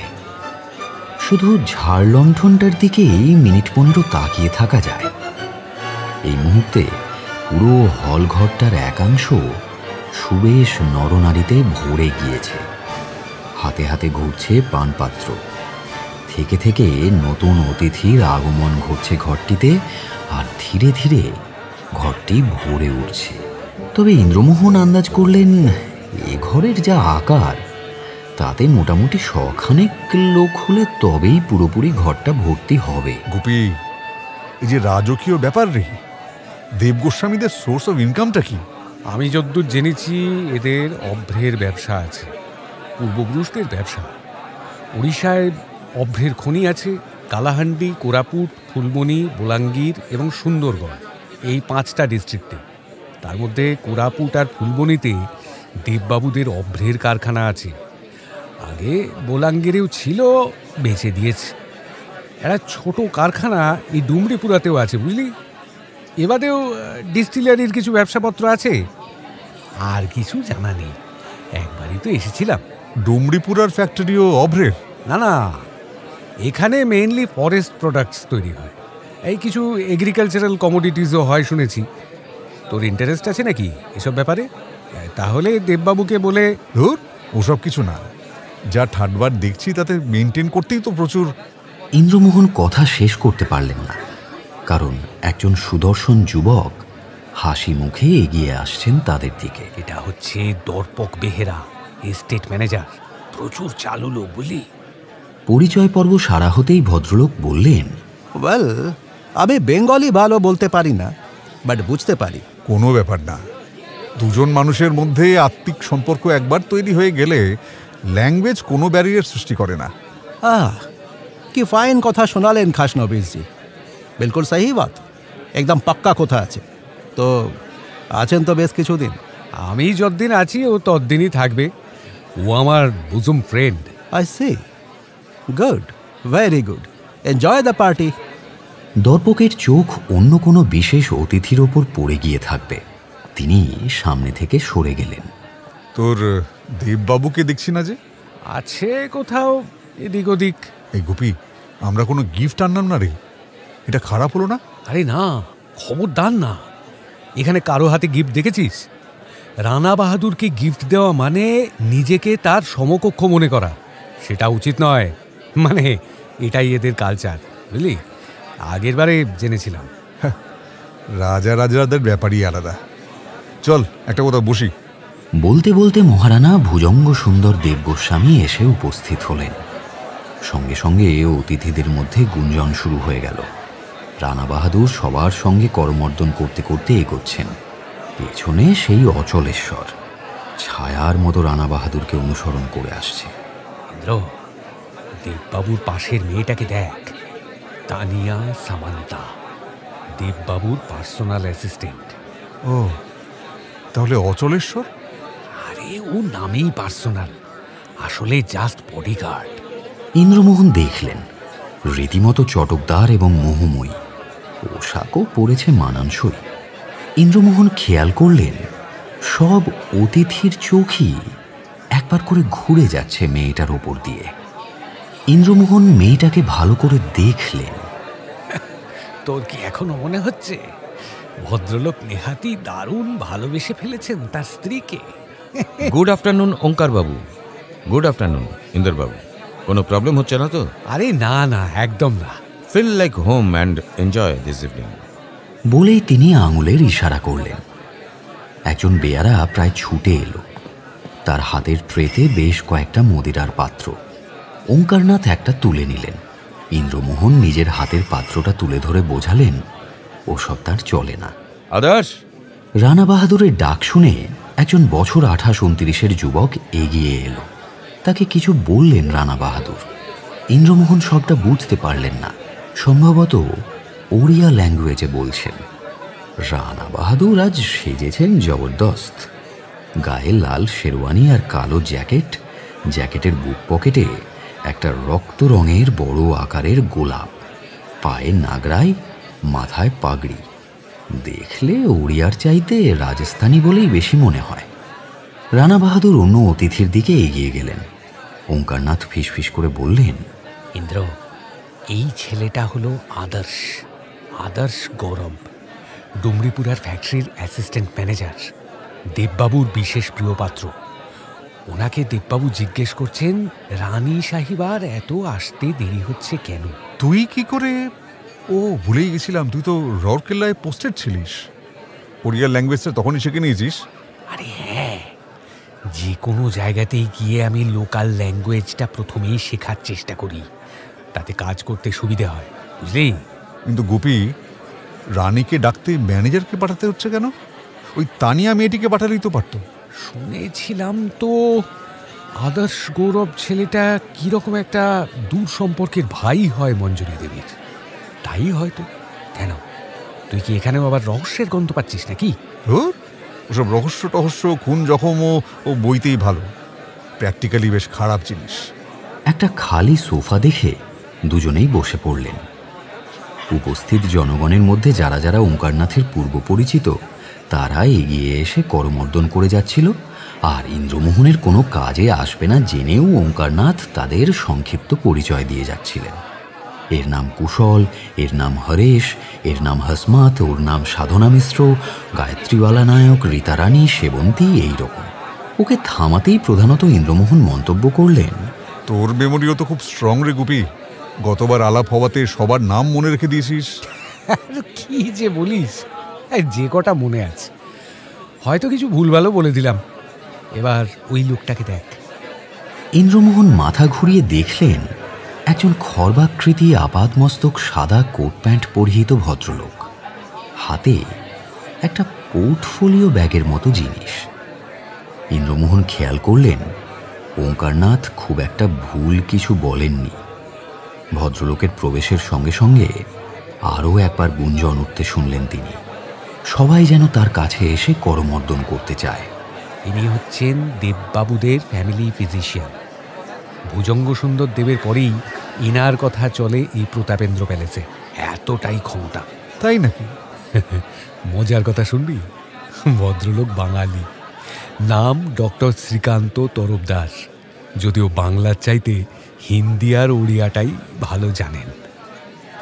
আর ওনার পূর্বপুরুষ অনেক আগেই এখানে এসে ঘাঁটি গেড়েছিল। ওনার বাবা শুনেছি দেববাবুর বাবার ফ্যাক্টরির ম্যানেজার ছিলেন, হয়তোবা তার চাইতেও বেশি। তার বাবাও এই রানা পরিবারের সঙ্গে সংযুক্ত ছিলেন, তাই শ্রীকান্তবাবুর সঙ্গে একটা পারিবারিক সম্পর্ক হয়ে গেছে এই ফ্যামিলির। তুই আলাপ করবি না? আচ্ছা, আর ওনার পাশে ওনার স্ত্রী প্রিসতী তরফদার। কি অদ্ভুত নাম, তাই না? অদ্ভুত, তবে অভিধানের বাইরে নয়। প্রিসতী শব্দের অভিধানিক অর্থ হলো কাজল কাঠি বা আই স্টিক। এমনিতে নামটা জাতক থেকে নেওয়া। বুদ্ধদেবের বিশ্বান্তর জাতকে তার মায়ের নাম ছিল প্রিসতী। অজন্তার গুহায় এই গল্পের ছবি আছে। তুই নারায়ণ সান্যালের অজন্তা অপরূপা পড়িসনি? আমি তোর মতো বই পোকা নই। আমার ওঙ্কারনাথ আরও কিছু বলতে যাচ্ছিলেন, এমন সময় দেখা গেল সেই আদর্শ গৌরব নামের ছেলেটি নেমে এসে রানা বাহাদুরকে কিছু একটা বলছে। এই সেরেছে, আবার শুরু হলো। রানী মঞ্জুরি দেব গোস্বামীর সাইনাসের ধাত আছে, মাঝে মধ্যেই প্রচণ্ড মাথা ধরে, মানে একেবারে হাই লেভেলের, বুঝলি? একবার শুনেছিলাম সেন্সলেস হয়ে গিয়েছিলেন, তো আগের বার এসেই শুনেছিলাম। তার মানে এখনও সারাতে পারেননি ডক্টর শ্রীকান্ত। ঘোড়ার ডিমের ডাক্তার একটা। ইন্দ্রমোহন দেখলেন রানা বাহাদুর ঘুরে গেছেন ডক্টর শ্রীকান্তের দিকে। ডক্টর শ্রীকান্ত তাড়াতাড়ি তার হাতের ব্যাগ খুলে ট্যাবলেটের একটা স্ট্রিপ বের করে আলতোভাবে আঙুলে ধরে আদর্শের হাতে দিতে সে সিঁড়ি বেয়ে ওপরে উঠে গেল। পেছন পেছন জলের গ্লাস হাতে সেই তানিয়া সামান্তা নামের মেয়েটা। রানা বাহাদুরের পার্সোনাল অ্যাসিস্ট্যান্টই দেখছি ভারী করিতকর্মা। কেন কেন? সে যেন জানতই যে রানীর শরীর খারাপ হবে, তাই জলের গ্লাস নিয়ে রেডি হয়েছিল। আরে দূর, ডাক্তার শ্রীকান্ত তার হাতের ব্যাগটা খুলতেই সে বোধহয় বুঝে গিয়েছিল এবার ওষুধ দেওয়া হবে, তাই হয়তো। ইন্দ্রমোহনের চোখ চারিদিকে ঘুরছিল। এখন মোটামুটি সবাই রানা বাহাদুর আর ডক্টর শ্রীকান্তকে ঘিরে ধরে একটা জটলার সৃষ্টি করেছে। ইন্দ্রমোহন হাসলেন। দাক্ষিণ্য পাওয়ার লোভ সব জায়গাতে। দেখতে দেখতে একটা সুঠাম চেহারার লোকের দিকে তার দৃষ্টি আটকে গেল। লোকটার বয়স আন্দাজ 33-34 হবে। বেশ পুরুষালী চেহারা এবং একজোড়া পেল্লায় গোঁফ বিশিষ্ট। উনি কে? ব্রিজ নারায়ণ না ব্রিজ মোহন একটা কিছু হবে। শুনেছি রানী মঞ্জরী দেব গোস্বামীর সঙ্গে ওর বাপের বাড়ি থেকে এসেছেন, খাস চাকর বাকর হবে আর কি, বুঝলি। বেশ কিছুক্ষণ কেটে গেল। দুজনে নিজের নিজের হাতের গ্লাস শূন্য করে টেবিলে রেখে দিয়েছেন। ইন্দ্রমোহন দেখলেন রানা বাহাদুর উপস্থিত সবার সঙ্গে গল্প করতে করতে বারবার সিঁড়ির দিকে তাকাচ্ছেন। ঠিক সেই সময় আবার একটা গুঞ্জন উঠল। ওই যে নামছে, দেখ। ইন্দ্রমোহন তাকালেন। আদার্স ছেলেটিকে পেছনে রেখে একজন মহিলা খুব ধীরে ধীরে নামছেন সিঁড়ি বেয়ে। ইন্দ্রমোহন ভাবলেন, রানী সাহেবা সম্বোধনটা বুঝি এইরকম নারীর উদ্দেশ্যেই ব্যবহার করা যায়। একে অপরূপা সুন্দরী বললেও অতিশয়োক্তি করা হবে না। ভদ্রমহিলা বেশ লম্বা, রানা বাহাদুরের প্রায় কান ছুঁয়ে ফেলবেন। পরনে গাঢ় লাল রঙের একটা ঘাগরা আর কবজি অব্দি ঢাকা লাল জামা। যেখানে জামার হাতার প্রান্ত শেষ হয়েছে সেখান থেকে বাকি হাতটা দুধ সাদা দস্তানায় ঢাকা। ইন্দ্রমোহন শুনেছিলেন ইংল্যান্ডের রানী এইরকম দস্তানা পরতেন করমর্দনের সময়। অবশ্য শুধু হাত নয়, মুখের ওপরেও একটা অতি পাতলা কাপড় ফেলা আছে, যদিও তার ভেতর দিয়ে রানীর মুখ এক প্রকার স্পষ্টই দেখা যায়। গায়ের রং বাংলায় বলতে গেলে দুধে আলতা, মাথায় আবার জড়ি দিয়ে তৈরি এক ধরনের মুকুটের মতো। ইনি তাহলে রানী মঞ্জরী দেব গোস্বামী। রানী যখন সিঁড়ির শেষ ধাপে, তখন সিঁড়ির প্রথম ধাপে পা রাখল তানিয়া সামান্তা। যদিও তার দিকে তাকিয়ে কেউই দেখল না, সবার নজর রানী সাহেবার প্রতি। রানা বাহাদুর হাসি মুখে এগিয়ে গিয়ে রানীর হাত ধরলেন এবং তাকে নিয়ে এসে হল ঘরের মধ্যে দাঁড়ালেন। এক এক করে এসে সবাই রানা বাহাদুর আর রানী সাহেবাকে অভিনন্দন জানিয়ে যাচ্ছেন। এবার চল আমরা উইশ করে আসি। অভিনন্দন জানাতে সমস্যা নেই, তবে দুহাতে ভিড় সরিয়ে কাছে যাওয়াটা কেমন না হ্যাংলামির মতো মনে হলো ইন্দ্রমোহনের। তবুও তিনি উঠে দাঁড়ালেন। দেখতে পেলেন রানা বাহাদুর তার পাশের টেবিল থেকে একটা সুদৃশ্য কাঁচের বোতল নিয়ে দুটো কাঁচের পাত্রে ঢাললেন। তারপর একটা পাত্র নিজে নিয়ে আর একটা তুলে দিলেন রানীর হাতে। দুজনেই স্মিত হেসে পাত্রে পাত্রে ঠোকাঠুকি করে ঠোঁটে ছুঁয়ে সেই সোনালি তরল সামান্য পান করলেন। হল ঘরে হাততালির ঝড় বয়ে গেল। ইন্দ্রমোহন সামান্য অবাক হলেন। রানা বাহাদুরের সহধর্মিনীও মদ্যপান করেন নাকি? হয়তো সফট ড্রিঙ্কসের বোতল, হয়তো নয়। রাজা রাজরার ব্যাপার স্যাপার বুঝতে না চাওয়াই ভালো। ইন্দ্রমোহন রানা বাহাদুরের প্রায় কাছে পৌঁছে গেছেন এমন সময় দেখলেন রানী মঞ্জরী দেব গোস্বামী সামান্য টলে গেলেন। রানা বাহাদুর সঙ্গে সঙ্গে তাকে ধরে ফেললেন। ইন্দ্রমোহন ওঙ্কারনাথের হাতে চাপ দিয়ে দাঁড়িয়ে গেলেন। মনে মনে ভাবলেন, এত তাড়াতাড়ি তো এফেক্ট হয় না মদ খেলে। হয় রানীর শরীর খারাপ, নয়তো আগে থেকেই ড্রাঙ্ক ছিলেন। উপস্থিত লোকজন কিছু বুঝে ওঠার আগেই রানী মঞ্জরী দেব গোস্বামীর হাত থেকে পানীয়ের পাত্রটা পাথরের মেঝেয় পড়ে টুকরো টুকরো হয়ে গেল। রানী আবার টলে গেলেন। রানা বাহাদুর আবারও তাকে ধরে ফেললেন। কিছু একটা আন্দাজ করে ইন্দ্রমোহন ওঙ্কারনাথের হাতে টান দিয়ে ভিড় ঠেলে একেবারে রানা বাহাদুরের সামনে গিয়ে দাঁড়ালেন এবং পুরো দৃশ্যটা দেখতে পেলেন। রানী সাহেবা একেবারে টলে পড়েছেন রানা বাহাদুরের হাতের ওপর। মুহূর্তে হৈ হৈ শব্দ উঠল চারিদিকে। রানা বাহাদুর রানীকে এক প্রকার পাঁজা কোলা করে তুলে নিয়ে কাছের একটা সোফায় শুইয়ে দিয়েছেন। রানী সেন্সলেস হয়ে পড়েছেন। ডক্টর সাহেব, ডক্টর সাহেব! ডক্টর শ্রীকান্ত এক প্রকার দৌড়ে আসছেন ভিড় ঠেলে। ইতিমধ্যে একজন মহিলা রানীর মুখের ওপর থেকে আবরণ সরিয়ে চোখে মুখে জলের ছিটে দিয়েছেন, কিন্তু রানী অচৈতন্যই রইলেন। মঞ্জুরি, মঞ্জুরি, মঞ্জুরি! ডক্টর সাহেব, ডক্টর সাহেব, এখানে জলদি আসুন, জলদি আসুন এখানে। ডক্টর শ্রীকান্ত তরফদার হাঁটু গেড়ে বসে রানীর কবজিতে হাত রাখলেন। তারপর একবার আঙুল দিয়ে ঠোঁট ফাঁক করে জিভ আর একবার চোখ টেনে দেখলেন। তারপর কাঁপা কাঁপা হাতে ব্যাগ থেকে স্টেথোস্কোপ বের করে নানাভাবে পরীক্ষা চালিয়ে মেঝেতে ধপ করে বসে পড়লেন তিনি। ইন্দ্রমোহন খেয়াল করলেন ডক্টর শ্রীকান্তের মুখ সাদা হয়ে গেছে। ভয়ার্ত চোখে রানা বাহাদুরের দিকে তাকিয়ে তিনি বললেন, শি ইজ ডেড।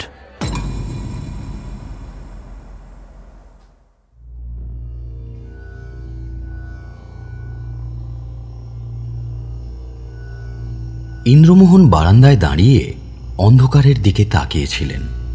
প্রতাপেন্দ্র প্যালেসের এই দিকটায় কোনো জনবসতি না থাকার জন্য অন্ধকারটা আরো বেশি করে চোখে লাগছে। দোতলার কার্নিশের নিচে একটা জোরালো আলো যদিও জ্বালা রয়েছে, তবে সেটা পাঁচিল টপকে অনেক দূর পর্যন্ত যেতে পারছে না। নিচ থেকে কিছু লোকের আনাগোনার শব্দ পাওয়া যাচ্ছে। ইন্দ্রমোহনের মনে নানান ভাবনা খেলা করে বেড়াচ্ছিল। ঘটনার কিছু পরেই পুলিশ অফিসার এসেছিলেন, সঙ্গে 3 জন সশস্ত্র কনস্টেবল, তাদের সঙ্গে 2টো স্নিফার ডগ। অফিসার এসেই পুরো ঘটনা শুনে প্রথমেই মেঝেতে পড়ে থাকা পানীয়ের নমুনা সংগ্রহ করলেন, সঙ্গে কাচের ভাঙা টুকরোগুলো। স্নিফার ডগ দুটোকেও কাজে লাগানো হয়েছিল। ইন্দ্রমোহন জানেন এবারে ওগুলো ফরেন্সিক ডিপার্টমেন্টে পাঠানো হবে। হয়তো পুলিশ সন্দেহ করছে পানীয়তেই বিষ ছিল। রানীর দেহও নিশ্চয়ই পোস্টমর্টেমে পাঠানো হবে। পেটের ভেতরে বিষ পাওয়া গেলে সেই নমুনা মিলিয়ে দেখা হবে এভিডেন্সের সঙ্গে। আপাতত পুলিশের নির্দেশে রানা বাহাদুরের আমন্ত্রিত সব অতিথিরা এই প্রতাপেন্দ্র প্যালেসেই বন্দী। পুলিশ অফিসার কাল সকালে আবার আসবেন, সবার সঙ্গে পরিচয় করবেন, তারপর এক এক করে জেরা করবেন। যদিও সেটাই রীতি, কিন্তু ইন্দ্রমোহনের কিছুই ভালো লাগছে না। খুন বলে কথা, পুলিশের হাঙ্গামা পোহাতে পোহাতে যান কয়লা হয়ে যাবে একেবারে। কি কুক্ষণেই যে তিনি ডুমুরিপুরায় পা রেখেছিলেন। বৃষ্টি নামবে বুঝলি। ইন্দ্রমোহন চমকে ফিরে তাকালেন। কখন যে ওঙ্কারনাথ এসে দাঁড়িয়েছেন পেছনে খেয়ালই করেননি। তাকে নিয়ে ঘরে বসলেন ইন্দ্রমোহন। দেখলেন ইতিমধ্যেই টেবিলে চায়ের সরঞ্জাম আর জলখাবার সাজিয়ে রাখা হয়েছে। ইন্দ্রমোহন শুধু চাটাই পান করলেন, খিদে তার নেই। গুপি, তুই রানী মঞ্জুরি দেবীর মুখটা দেখেছিস? মুখ? হ্যাঁ, দেখেছিস ভালো করে? হ্যাঁ, সে তো ওড়না দিয়ে ঢাকা ছিল। অবশ্য আগের বার সেন্সলেস হয়ে যাওয়ার পরে তো ঢাকনা সরানো হয়েছিল। মুখ দেখে তোর কি মনে হয়েছে? মুখ দেখে আবার কি মনে হবে? আচ্ছা, রানী কি এই স্টেটেরই মহিলা? হ্যাঁ, তাছাড়া আবার কি, উড়িষ্যায় কি মেয়ের অভাব পড়েছে? আগের রানীও তো ভুবনেশ্বরের ছিলেন বলে শুনেছি। ও, আর এটি হবে ওড়িশার কোনো একটা ডিস্ট্রিক্টের। তুই আচমকা মুখ নিয়ে পড়লি কেন? ভারতবর্ষের ইচ অ্যান্ড এভরি স্টেটের বাসিন্দাদের মুখের আদল আলাদা আলাদা। মানে আমি জেনারেলি বলছি আর কি। একজন বাঙালির মুখের সঙ্গে একজন মারওয়াড়ির মুখের খুব কম মিল থাকে, যেমন একজন তামিল লোকের সঙ্গে একজন উত্তরপ্রদেশীয়র মুখের মিল। দাঁড়া দাঁড়া দাঁড়া, 1 মিনিট। তুই বলতে চাইছিস রানী মঞ্জুরি দেবী এই রাজ্যের নয়? মোস্ট প্রবাবলি নয়। ওর মুখের আদল নর্থ ইস্টার্ন স্টেটগুলোর সিটিজেনদের মতো। অবশ্য আমি শিওর না। North eastern states? You mean Nagaland, Manipur, Arunachal Pradesh? Maybe. তারপর তুই যাকে দেখালি তখন, ব্রিজনারায়ণ বা ব্রিজমোহন, যে লোকটা রানীর সঙ্গে ওর বাপের বাড়ি থেকে এসেছে বললি, তার মুখটাও নর্থ ইস্টার্নদের মতো। মানে সে সত্যিই রানী স্টেটের লোক। শুধু এই যে ওই একজোড়া পেল্লায় গোপ, সেটা মানে নর্থ ইস্টার্নদের অমন গোপ। আচ্ছা, তুই হঠাৎ মুখ গোপ এইসব নিয়ে পড়লি কেন? একটু খুলে বল দেখি। না কিছু না। ওদিকের কি খবর? রানা বাহাদুর কেমন আছেন? না, তার সঙ্গে এখন কেউ দেখা করতে পারছে না, সিলেক্টেড দু একজন ছাড়া। দর্পকের সঙ্গে দেখা হয়েছিল, শুনলাম রানা বাহাদুর শয্যা নিয়েছেন। আর রানীর দেহ? চলে গেছে পোস্টমর্টেমে। রানা বাহাদুর নাকি বডি হ্যান্ড ওভার করতে চাননি, বড্ড ভালোবাসতেন কি না, তো সেই ভালোবাসার মানুষকে কেটে কুটে, কিন্তু উপায়ও তো নেই, খুনিকে তো ধরা দরকার। রানা বাহাদুর নাকি বলেছেন খুনিকে তিনি নিজের হাতে ফাঁসি দিতে চান। ওটা আবেগের কথা। ফাঁসি আজকাল তো প্রায় উঠেই গেছে, কিন্তু যে কোনো মৃত্যুই কষ্টদায়ক। তোর ভাল লাগছে না, ফালতু জড়িয়ে গেলাম রে গোপী। যত তাড়াতাড়ি সম্ভব ঝামেলা মিটে গেলে আমি কলকাতায় ফিরব। দেখি কাল অফিসারের সঙ্গে কথা বলে। এদিকে মুশকিল কি একটা, পুলিশ তো সব টেলিফোন ডিসকানেক্ট করে দিয়েছে, যাতে বাইরের কারোর সঙ্গে যোগাযোগ না করা যায় যতক্ষণ না জিজ্ঞাসাবাদ শেষ হচ্ছে। সম্মোহ আর নিশীথ চিন্তা করবে। অবশ্য তোকে এটাও এখন বলতে পারছি না যে তোর কাছে মোবাইল থাকলেই কেল্লাফতে হয়ে যেত। সবার মোবাইলও জমা নিয়ে নিয়েছে নাকি? হ্যাঁ, তবে রানা বাহাদুর ছাড় পেয়েছেন। সে তো পাবেই, রাজা বলে কথা। থানায় হয়তো সমঝে চলে। কিন্তু বিষ কে দিল বল দেখি? বোঝাই তো যাচ্ছে পানীয়তে বিষ ছিল। তাই কি? তাহলে তো রানা বাহাদুরও মারা পড়তেন। হ্যাঁ তাই তো। তার মানে ফাঁকা গ্লাসে বিষ ছিল, ওই ড্রাই পয়জন টাইপের কিছু। কিন্তু রানা বাহাদুর কিভাবে জানবেন কোন গ্লাসে বিষ ছিল? যদি তর্কের খাতিরে ধরেও নিই গ্লাসে আগে থেকে শুকনো বিষ মাখানো ছিল, তাহলে গল্পটা কাকতালীয়র মতো হচ্ছে না? কারণ আমি দেখেছি দুটো গ্লাসের মধ্যে চেহারার কোনো পার্থক্য ছিল না। আর রানীর জন্য রাখা গ্লাসটা যদি আগে থেকেই নির্দিষ্ট থাকে, তবে তো রানা বাহাদুর নিজেই মার্ডারার। কারণ তিনি তাহলে জানতেন কোন গ্লাসে বিষ মাখানো আছে, আর সেটাই তুলে দিয়েছেন রানীর হাতে। তোর কি মনে হয় রানা বাহাদুর তার প্রিয়তমাকে জেনে শুনে খুন করেছেন, তাও সকলের চোখের সামনে? তাও তো বটে। আরও একটা পয়েন্ট, পৃথিবীতে এমন কোনো বিষ আছে সায়ানাইড ছাড়া যেটা এত তাড়াতাড়ি কাজ দেয়, মুখে দেওয়া মাত্র ডেড? না, কেস অন্য কিছু। জাগে বাদ দে। Excellent observation. আর কিছু? না, আর কিছু না। আপাতত কিছুক্ষণ পরে ডিনার, তারপরে ঘুম। তুইও নিজের ঘরে গিয়ে রেস্ট নে, কাল অফিসারের সঙ্গে কথা বলবো। আমারও তো কিছু পুলিশ কানেকশন আছে, দেখি কাজে লাগানো যায় কিনা।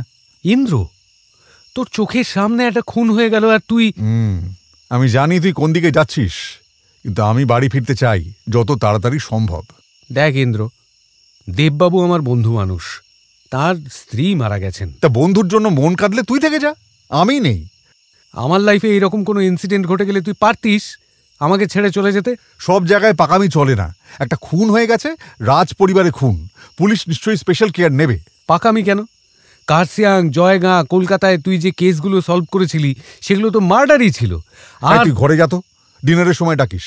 ঠিক আছে। ওঙ্কারনাথ ম্লান মুখে উঠে চলে গেলেন। রাতে খাওয়া দাওয়া শেষ করে ঘুমোতে যাওয়ার আগে ইন্দ্রমোহন টের পেলেন নিচে একাধিক কুকুরের গলার গম্ভীর আওয়াজ। বুঝলেন যে প্রাণীটার দেখা তিনি রাজেন্দ্র ঘোষাল লেনের বাড়িতে পেয়েছিলেন, তারই ভাই বেরাদেররা এখন সব নিচে ঘুরছে।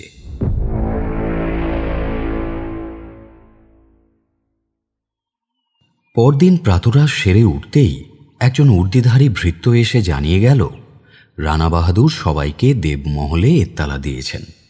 সেখানে পৌঁছে ইন্দ্রমোহন দেখতে পেলেন রানা বাহাদুরের এত্তালা পেয়ে সব মিলিয়ে 4-5 জন হাজির হয়েছে অত বড় ঘরটায়। তার মধ্যে সস্ত্রীক ডক্টর শ্রীকান্ত এবং স্বয়ং রানা বাহাদুরও রয়েছেন। ইন্দ্রমোহন বুঝলেন একে তো রাজার আতিথ্য লাভ, তার উপরে শীতকাল, ফলে প্রস্তুত হয়ে আসতে সবার সময় লাগছে। উপস্থিত লোকজন ছড়িয়ে ছিটিয়ে সোফায় বসে আছে। শুধু আদর্শ গৌরব ছেলেটি ম্লান মুখে দাঁড়িয়ে আছে। সামনে একটা টেবিলের ওপাশে একটা চেয়ারে একজন উর্দিধারী পুলিশ অফিসার বসে আছেন। তার পাশে আসীন আর একজন ভদ্রলোক। ইনি অবশ্য সাদা পোশাকে, পেছনে 4 জন বন্দুকধারী কনস্টেবল দাঁড়িয়ে। এই উর্দিধারী পুলিশ অফিসারটিকেই কাল দেখেছেন ইন্দ্রমোহন। বুকের দিকে তাকিয়ে নামটা পড়তে পারলেন, শ্রীরাম পট্টনায়ক। এনার ঠিক পাশেই একটা সিংহাসন মার্কা চেয়ারে বসে আছেন মহারানা ভুজঙ্গ সুন্দর দেব গোস্বামী। ইন্দ্রমোহন খেয়াল করলেন রানা সাহেবের চেহারায় আশানুরূপ মুষড়ে পড়া ভাবটা অনেকটাই অন্তর্হিত হয়েছে, তবে চোখ দুটো বেশ লালচে হয়ে আছে। ইন্দ্রমোহন আর ওঙ্কারনাথ ঘরে ঢুকতেই সবাই তাদের দিকে ফিরে তাকালো। ইন্দ্রমোহনের চোখে ধরা পড়ল রানা বাহাদুর শ্রীরাম পট্টনায়ককে চোখের ইশারা করলেন। ইন্দ্রমোহন মনে মনে হাসলেন। যেহেতু তাঁরাই একমাত্র ভিন রাজ্যের লোক, বিশেষ করে তিনি নিজে প্রথমবার পা রেখেছেন এই প্রতাপেন্দ্র প্যালেসে, ফলে ন্যাচারাল টার্গেট হতে তাঁরা বাধ্য। শ্রীরাম পট্টনায়ক কিছু একটা বলতে যাচ্ছিলেন, কিন্তু তার আগেই পাশের সাদা পোশাকের ভদ্রলোকের মুখের দিকে ইন্দ্রমোহনের দৃষ্টি আটকে গেল। এনাকে আগে কোথায় যেন দেখেছেন। নিজের গ্রে ম্যাটারটা চিরকালই একটু বেশি সজাগ বলে চিনতে সমস্যা হলো না তাঁর। ভদ্রলোক প্রথমে আলগোছে তাকিয়ে, তারপরে এক দৃষ্টিতে চেয়ে রইলেন তার মুখের দিকে। Your name please? Indramohan Khasnabis.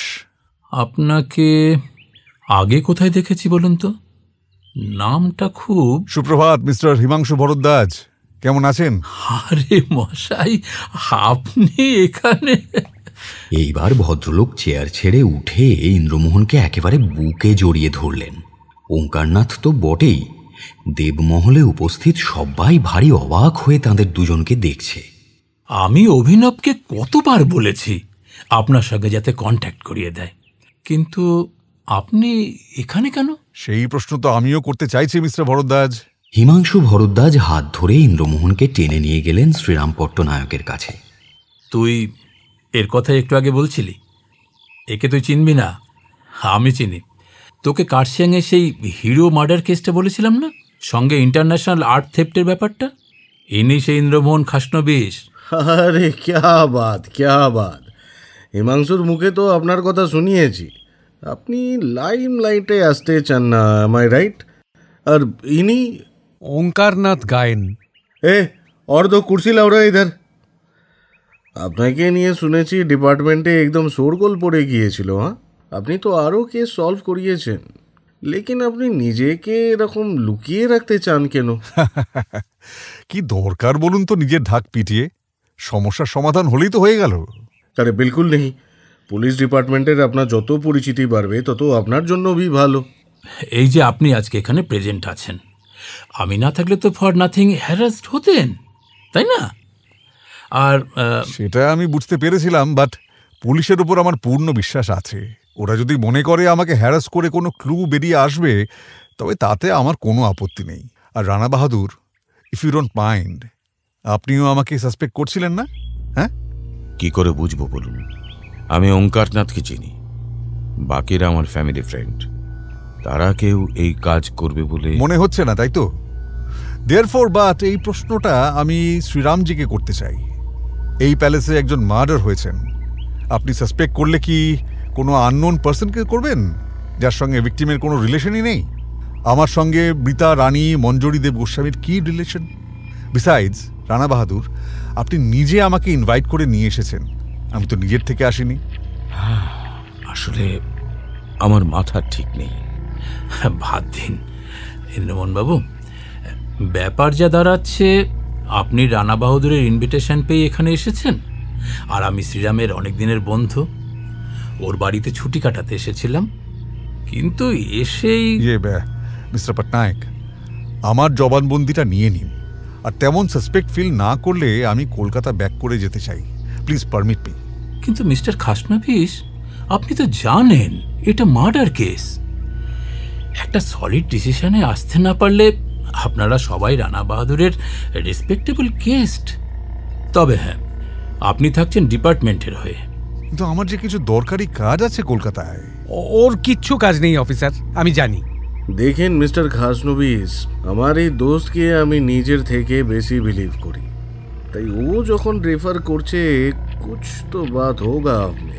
So আপনি থাকেন, এটা আমার রিকোয়েস্টই ধরেন। এভাবে ইনভেস্টিগেশন আপনাকে আমি করতে বলতে পারি না, বলছিও না, বাট যদি কোনো অ্যাডভাইস দরকার পড়ে, আর আপনি হয়তো জানেন না এই রয়্যাল ফ্যামিলির একটা প্রেস্টিজ ভ্যালু আছে, শুধু ডুমরিপুরায় নয়, টোটাল উড়িষ্যায়। So please stand beside Maharana. Ranaji, আপনি কি বলেন? My wife is my heart. Sorry, was. Now I am feeling completely finished. The murderer should be punished. চিন্তা করবেন না ইন্দ্রবাবু, আপনার যদি any remuneration. I am not a professional, কাজেই রেমুনারেশনের প্রশ্নই নেই। আর ওড়িশা পুলিশের উপর আমার পূর্ণ বিশ্বাস আছে। রানী মঞ্জরী দেব গোস্বামীর হত্যাকারীকে তারা খুব তাড়াতাড়ি গ্রেপ্তার করতে পারবে। কিন্তু আপনার এই অসময়ে আমার পাশে থাকা উচিত। আমি বাড়ির লোকের সঙ্গে কথা বলতে চাই। আমার রুমের কানেকশন তো কেটে দেওয়া হয়েছে। হিমাংশু নিজের মোবাইল এগিয়ে দিলেন। ইন্দ্রমোহন ঘরের বাইরে গিয়ে সন্মোহ আর নিশীথের সাথে কথা শেষ করে মোবাইলটা ফেরত দিয়ে একটা দীর্ঘশ্বাস ফেলে বললেন, ওকে, তাহলে ফার্স্ট স্টেপ হলো ইন্টারোগেশন, সেটাই শুরু করা যাক। এখন অবধি যারা যারা আসেননি উनको बुलाने का बंदोबस्त करिए। 20 মিনিট টাইম দিচ্ছি, তারপর ইন্টারোগেশন শুরু হবে। রানা বাহাদুর দেবমহল সংলগ্ন একটা ঘর নির্দেশ করে দিলেন। সেই ঘরে ঢুকে ইন্দ্রমোহন দেখতে পেলেন ঘরের মাঝখানে একটা ডিম্বাকৃতি সেক্রেটারিয়েট টেবিলকে ঘিরে বেশ কয়েকটা চেয়ার রাখা হয়েছে। শ্রীরাম পট্টনায়ক এবং হিমাংশু ভরদ্বাজ দুজন দুটো চেয়ারে বসলেন। তারপর ইন্দ্রমোহন আর ওঙ্কারনাথকে বললেন, আপনারাও বসুন আমাদের পাশে। তা বসবো, কিন্তু তার আগে আমাদের জেরাটা সেরে নিন। আপনাদের? কেন নয়? মনে রাখবেন, আমি কিন্তু পুলিশ নই। কাল রাতে ওই প্রতাপেন্দ্র প্যালেসের ফাংশনে যারা যারা ছিলেন তারা সবাই সন্দেহভাজন। আমিও ছিলাম, আমার বন্ধু ওঙ্কারনাথও ছিল। হতে তো পারে আমার বা ওঙ্কারনাথের দৃষ্টিতে এমন কিছু ধরা পড়েছিল যা আপনাদের তদন্তে সাহায্য করতে পারে। You are absolutely right. ও হ্যাঁ, ভালো কথা। দুর্ঘটনার পরে রানীর ঘরে কেউ ঢুকেছিল আপনি জানেন? আমি চলে আসার পর রানীমার ঘর লক করে দেওয়া হয়েছিল।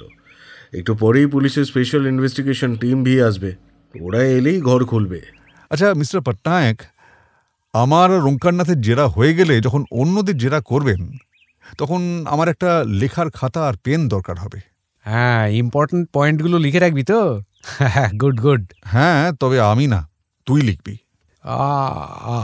আমি? হ্যাঁ, কারণ তুই শর্ট হ্যান্ড জানিস।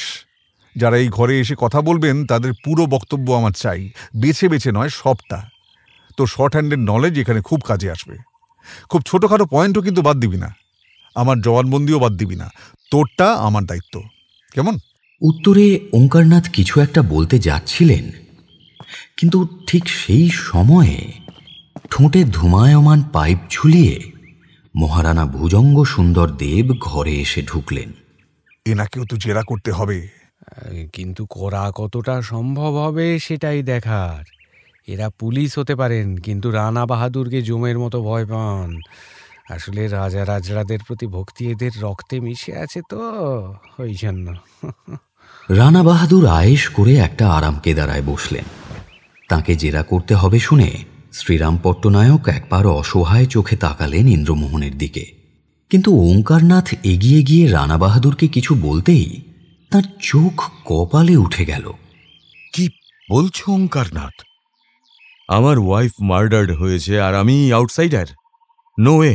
কিছু মনে করবেন না রানা বাহাদুর, আপনার এখানে থাকাটা নিশ্চয়ই প্রয়োজন, কিন্তু সমস্যা হচ্ছে আপনি তো এই প্রতাপেন্দ্র প্যালেসের প্রভু। আপনার বন্ধুরা, বিশেষ করে আপনার ভৃত্যরা, আপনার সামনে মন খুলে কথা বলতে পারবে না, খেই হারিয়ে ফেলবে। আপনি বুঝতে পারছেন তো? আবার মনে করুন আপনার স্বর্গতা স্ত্রীর ব্যাপারে যদি কারোর কিছু বলার থাকে, তাহলে সেও আপনার সামনে সবটা মুখ খুলবে না, কিছুটা ভয়ে, কিছুটা ভক্তিতে। তাতে আর যাই হোক, তদন্ত ঠিকঠাক হবে না। শুধু আপনি নন, আমরা সবাই চাই রানীর হত্যাকারী ধরা পড়ুক। So if you are so kind. Indramohan তার বক্তৃতা আরও দীর্ঘায়িত করতে যাচ্ছিলেন, কিন্তু তার আগেই রানা বাহাদুর উঠে গটগট করে হেঁটে বেরিয়ে গেলেন। ওকে, প্রবলেম সলভড, শুরু করুন। তো মিস্টার খাসনবিস, আপনার সঙ্গে রানাজির প্রথম আলাপ কোথায় আর কিভাবে?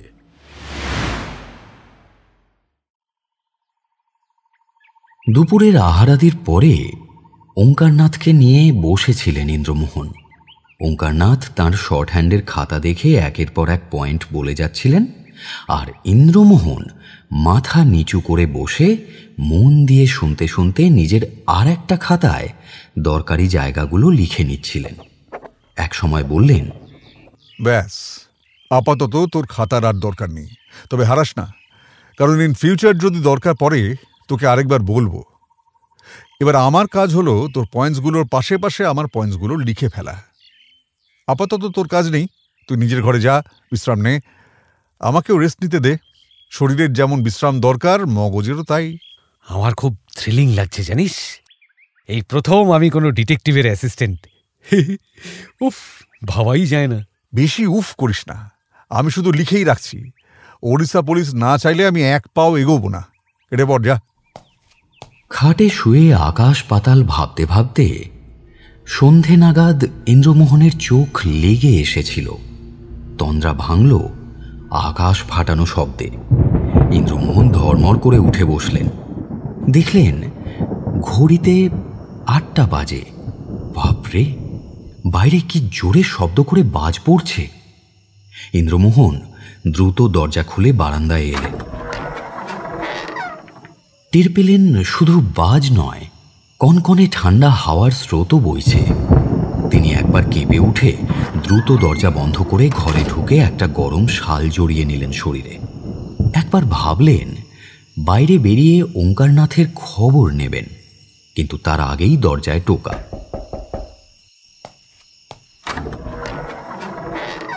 ছিটকিনি খুলতেই সামনে ওঙ্কারনাথ, গায়ে জ্যাকেট, মাথায় কান ঢাকা টুপি। নিচে যাবি নাকি ইন্দ্র? কেন? ডেড বডি নিয়ে যাচ্ছে যে, লোকজন জড়ো হয়েছে। আমি এতক্ষণ ওখানেই ছিলাম, ওরা বেরোবে। এই দুর্যোগের মধ্যে? এই রানা বাহাদুরের মাথা ঠিক আছে তো? দর্পক বেহেরা ছেলেটার মুখে শুনলাম রানা বাহাদুর প্ল্যান করে রেখেছিলেন মাঝরাতে বেরোবেন দাহ করতে। কেন? মধ্যজামে মৃতদেহ দহন এই বংশের একটা নিয়ম নাকি? আরে না, রানা বাহাদুর চান না রানীর খবরটা চারদিকে ছড়িয়ে পড়ুক, বুঝলি?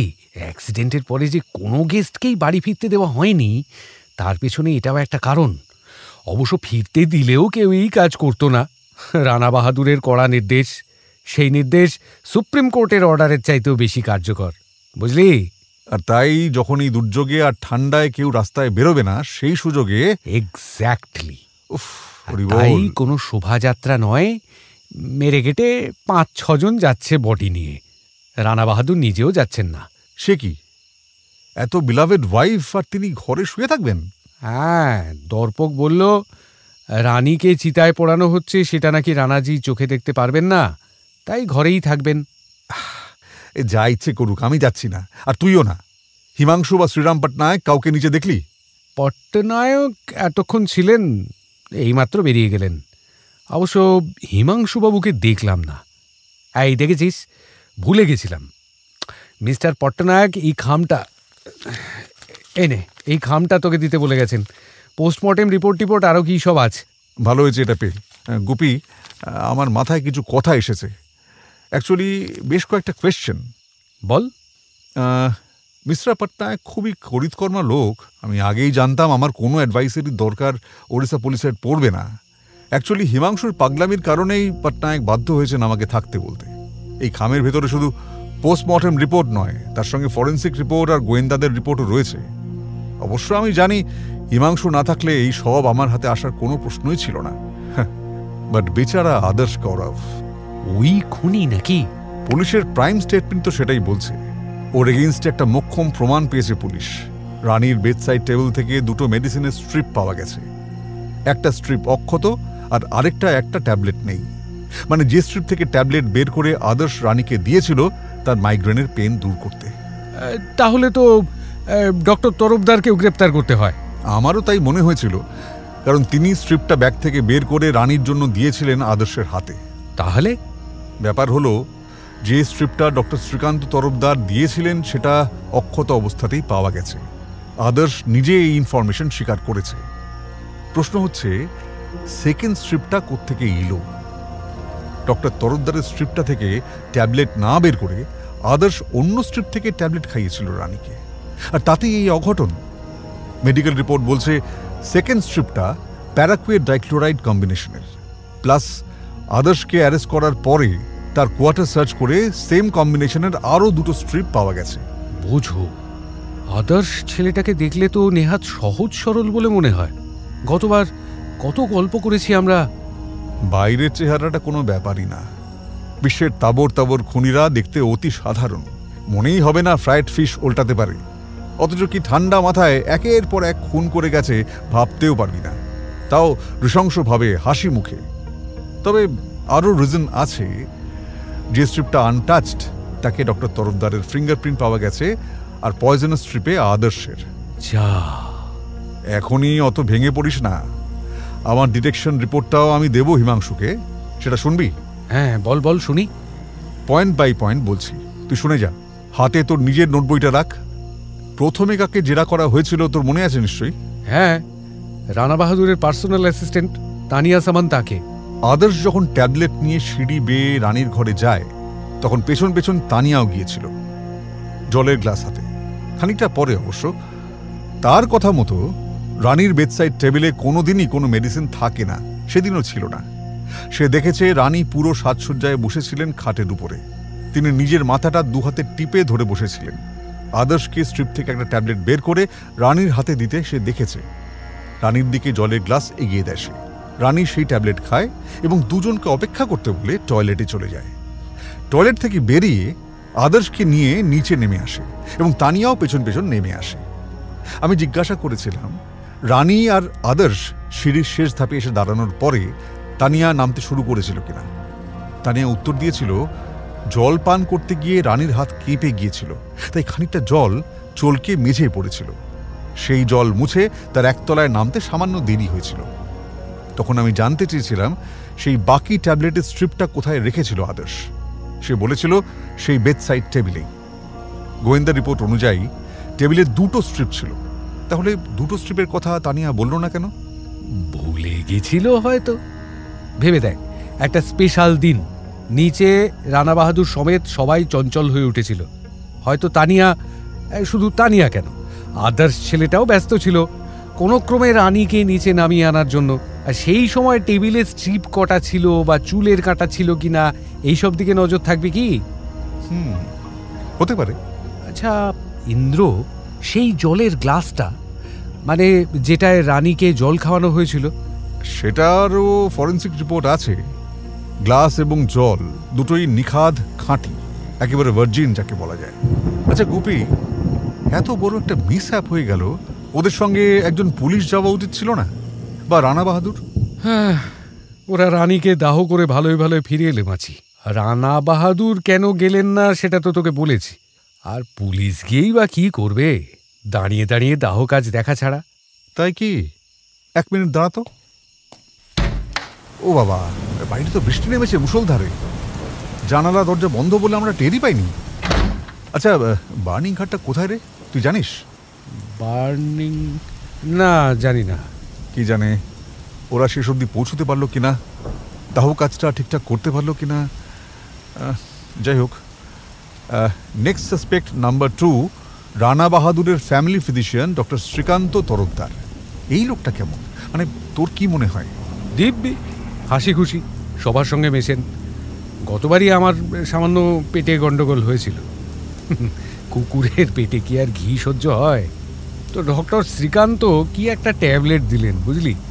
হোমা, ঘন্টাও পেরোলো না, ব্যথা ফ্যাথা সব উধাও, বডি চাঙ্গা। ওটা কোনো ব্যাপার না, অনেক ট্যাবলেট আছে, ওর জন্য ডাক্তার লাগে না। যে কোনো মেডিসিন শপের কম্পাউন্ডারকে বললেই দিয়ে দেবে, সে কথা নয়। ডক্টর শ্রীকান্ত মানুষ হিসেবে কেমন? বললাম তো, হাসি হাসি মুখের লোকেরা আমার খুব পছন্দের। তোর কি ওপিনিয়ন? লোকটার মুখ যতটা হাসে, ভেতরটা নয়। রানা বাহাদুরের ফ্যামিলির সঙ্গে বুদ্ধি করে একটা র্যাপো বানিয়ে রেখেছে, তাতেই ভাঙিয়ে খাচ্ছে। ওর স্ত্রীকে মনে আছে, মিসেস প্রিসতী তরফদার? আমি দেখেছি কি একটা কথা স্বামীর কানে কানে বলেছিলেন। ডক্টর শ্রীকান্তের মুখের ভাব একেবারে বদলে গিয়েছিল। যদিও সবটা মিলিয়ে 30 সেকেন্ডের বেশি নয়, আবার স্মাইলিং ফেস, বাট অমন ferocious face, very striking, very very striking. মনে আছে মিসেস প্রিসতী তরফদার মুখ কালো করে হলঘরের এক কোণে চলে গিয়েছিলেন, তখনও রানী নামেননি। যাই হোক, ডক্টর শ্রীকান্তর জবানবন্দি অনুযায়ী রানীকে তিনি অনেক দিন ধরে চিকিৎসা করছেন। বিয়ের আগে থেকেই নাকি রানী মঞ্জরী দেবীর আরেকটা ডিজিজ ছিল, এপিলেপসি, মানে ব্রিকি। তবে মাইল্ড। ডক্টর শ্রীকান্ত শুনলাম চিকিৎসা করে 4 মাসের মধ্যেই রানীকে সম্পূর্ণ সারিয়ে তুলেছিলেন। কি সব যোগব্যায়াম ট্যায়াম করিয়ে আর মেডিসিন অ্যাপ্লাই করে। আমি আগের বার এসেও এটা শুনেছিলাম। এই থিওরিটা রানা বাহাদুর নিজেও তো অ্যাকসেপ্ট করেছিলেন তার জবানবন্দিতে। একদম। তিনি অবশ্য বিয়ের আগে জানতেন না যে রানীর এই রোগ আছে। হাওয়েভার এ নিয়ে কোনো সমস্যার সৃষ্টি হয়নি। বর্তমানে কিন্তু রানী সম্পূর্ণ সুস্থ ছিলেন, মানে এপিলেপসির হাত থেকে। তবে আর একটা ব্যামোর শিকার তিনি হয়েছিলেন, মাইগ্রেনের পেন। সেটা ট্রিটমেন্টও ডক্টর শ্রীকান্তই করছিলেন। তাহলে মৃগী রোগটা আসলে কি জানিস? কি? ওটা হলো মস্তিষ্কের স্নায়ুজনিত সমস্যা। বেশ ভাবাচ্ছে রে গোপী, বেশ ভাবাচ্ছে। স্নায়ুজনিত সমস্যা, স্নায়ুজনিত সমস্যা।